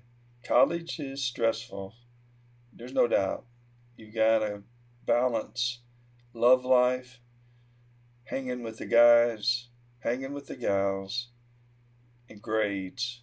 And of course, you've got to be at all the football games. And there's these parties that they have.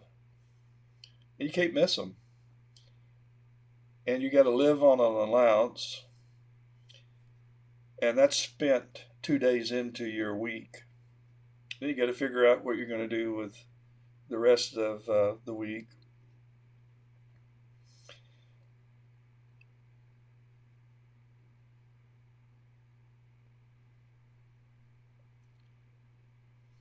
Back when I was in college, um,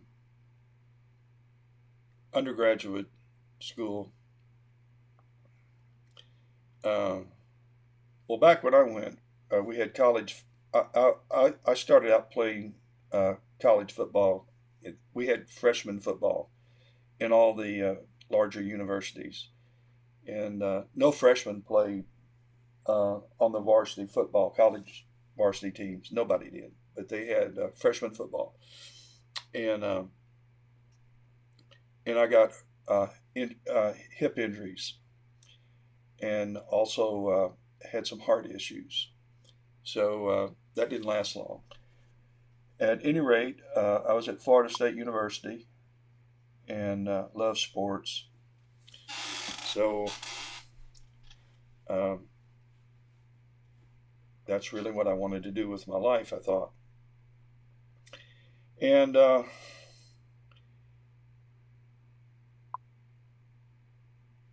started, a friend of mine uh, grew up with, well, from age 15 through high school.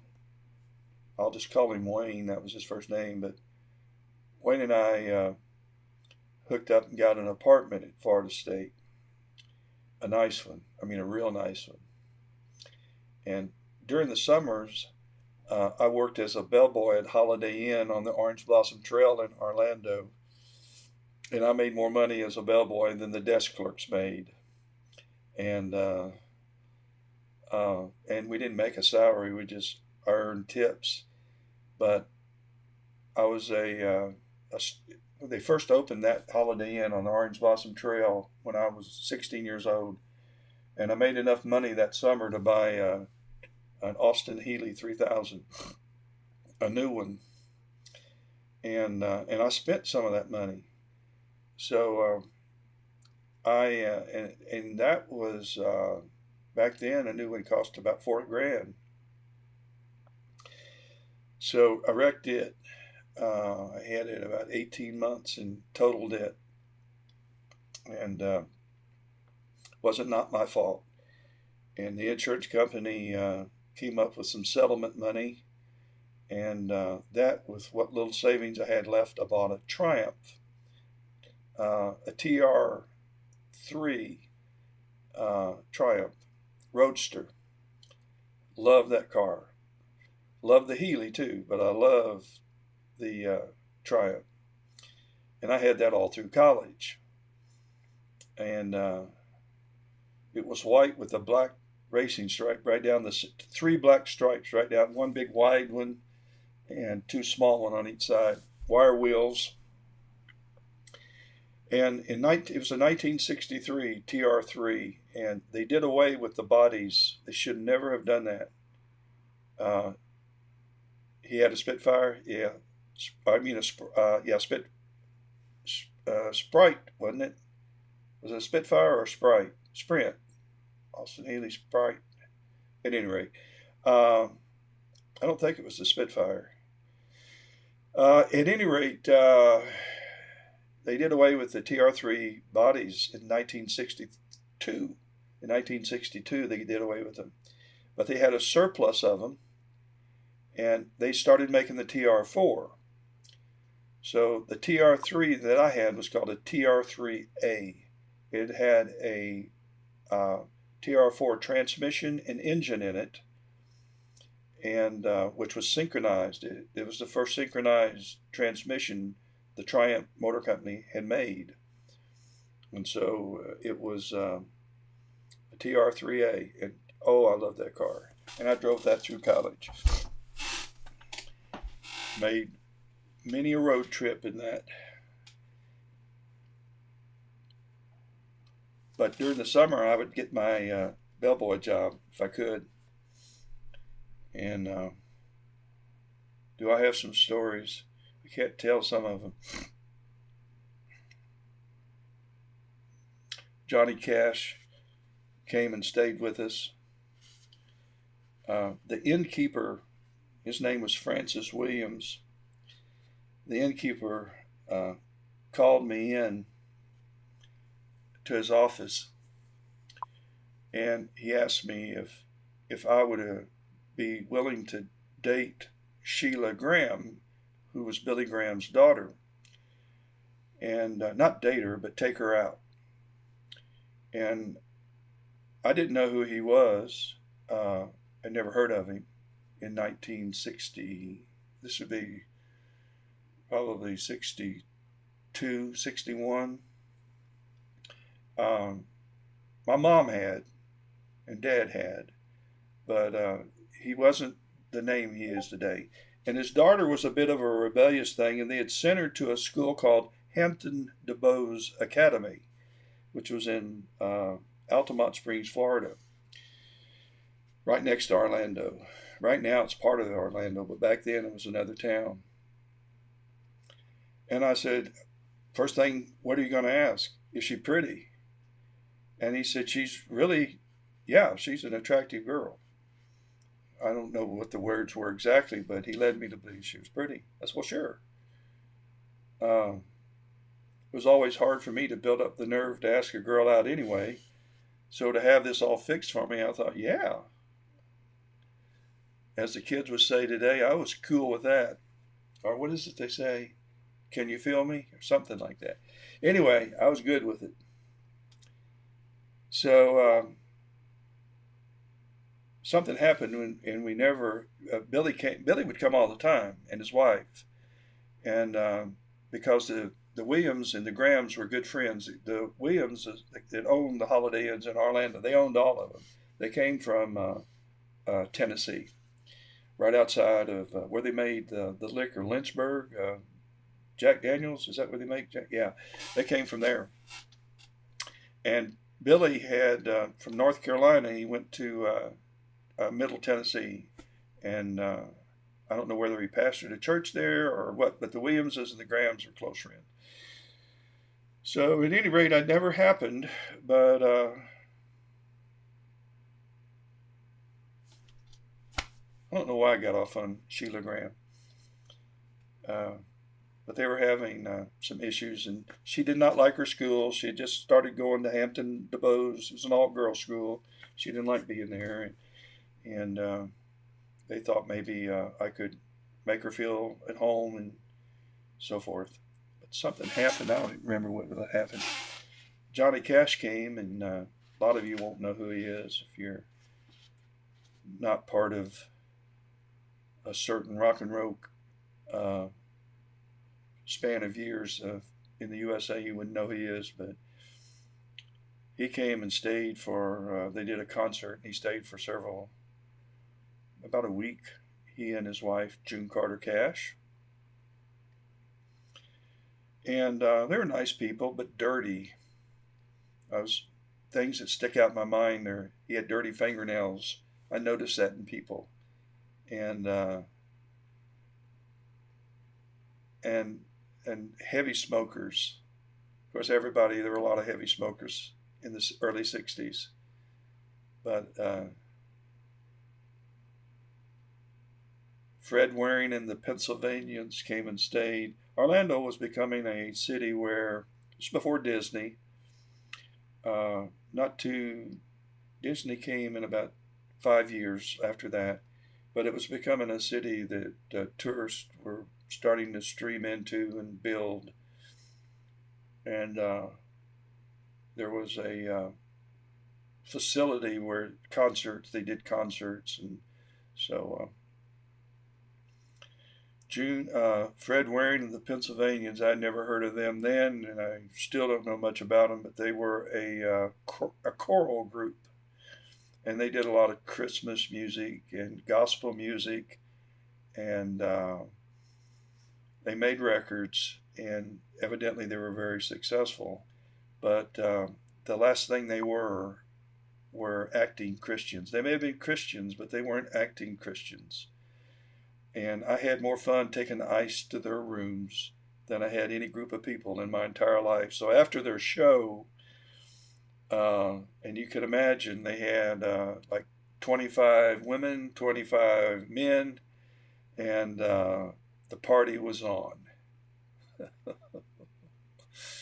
Oh, Lord. I couldn't go home and tell anybody but my friends, and they were always, I worked from 3 o'clock in the afternoon to 11 o'clock at night. And need to write a book. I used to tell my friends, every kid needs to be a bellboy from the year 16 to the year 18. It should be mandatory. Until I had kids, and that's the last thing you want your kids to do. Yeah, it did complete. I'm not paying any attention. Thank you, Richard, for letting me know. I get so caught up in my own stories. They say only a fool laughs at his own joke, and I'm sitting here reminiscing about my bellboy days. I'll have to tell you guys about the time the bank robbers came and stayed at the Holiday Inn, and they only used me as their bellboy, so they tipped me wonderfully. I'll have to tell that story one of these nights. I ended up putting one in jail for a long time, and by the time he went to trial, I was a junior in college, and the Orlando Sentinel had headlines: "Bellboy Key Witness in Alfonso Vetrano Trial." Alfonso Vetrano Trial. My mother did not want me riding around in the Triumph with the top down. She thought the gangsters were going to nail me. But I'd have to come back to trial from Florida State. Oh, yes. I have to tell you those stories. I don't think I'm going to do any more, Richard. I think I'm going to shut it down. Um, I have managed, let me see what I do have. Let's go to, may have close to a terabyte of, let's see, I took this lunar image earlier, and when I started out, that was, what time was that? That was, let me see what the details, view, details. That was at 8:33. So I started at 8:33, and that was the first thing that I imaged. So let's go to Planetary 10.5 and Jupiter, and so I have 30 Jupiters on this row. Half of these are text files for my camera settings. So I have 30 Jupiter videos that are 5,000 frames. That ought to produce a decent time lapse showing the rotation. And the scene's been so good with the exception of the clouds. And let's see, let me go back to Saturn.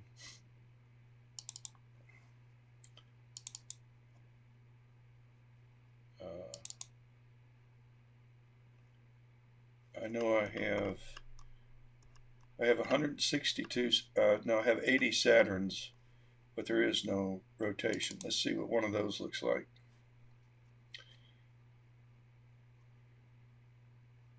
The scene was not nearly as good then. So that's what I have to play around with when I have some time to do processing. So, Richard, I hope you get some clear skies.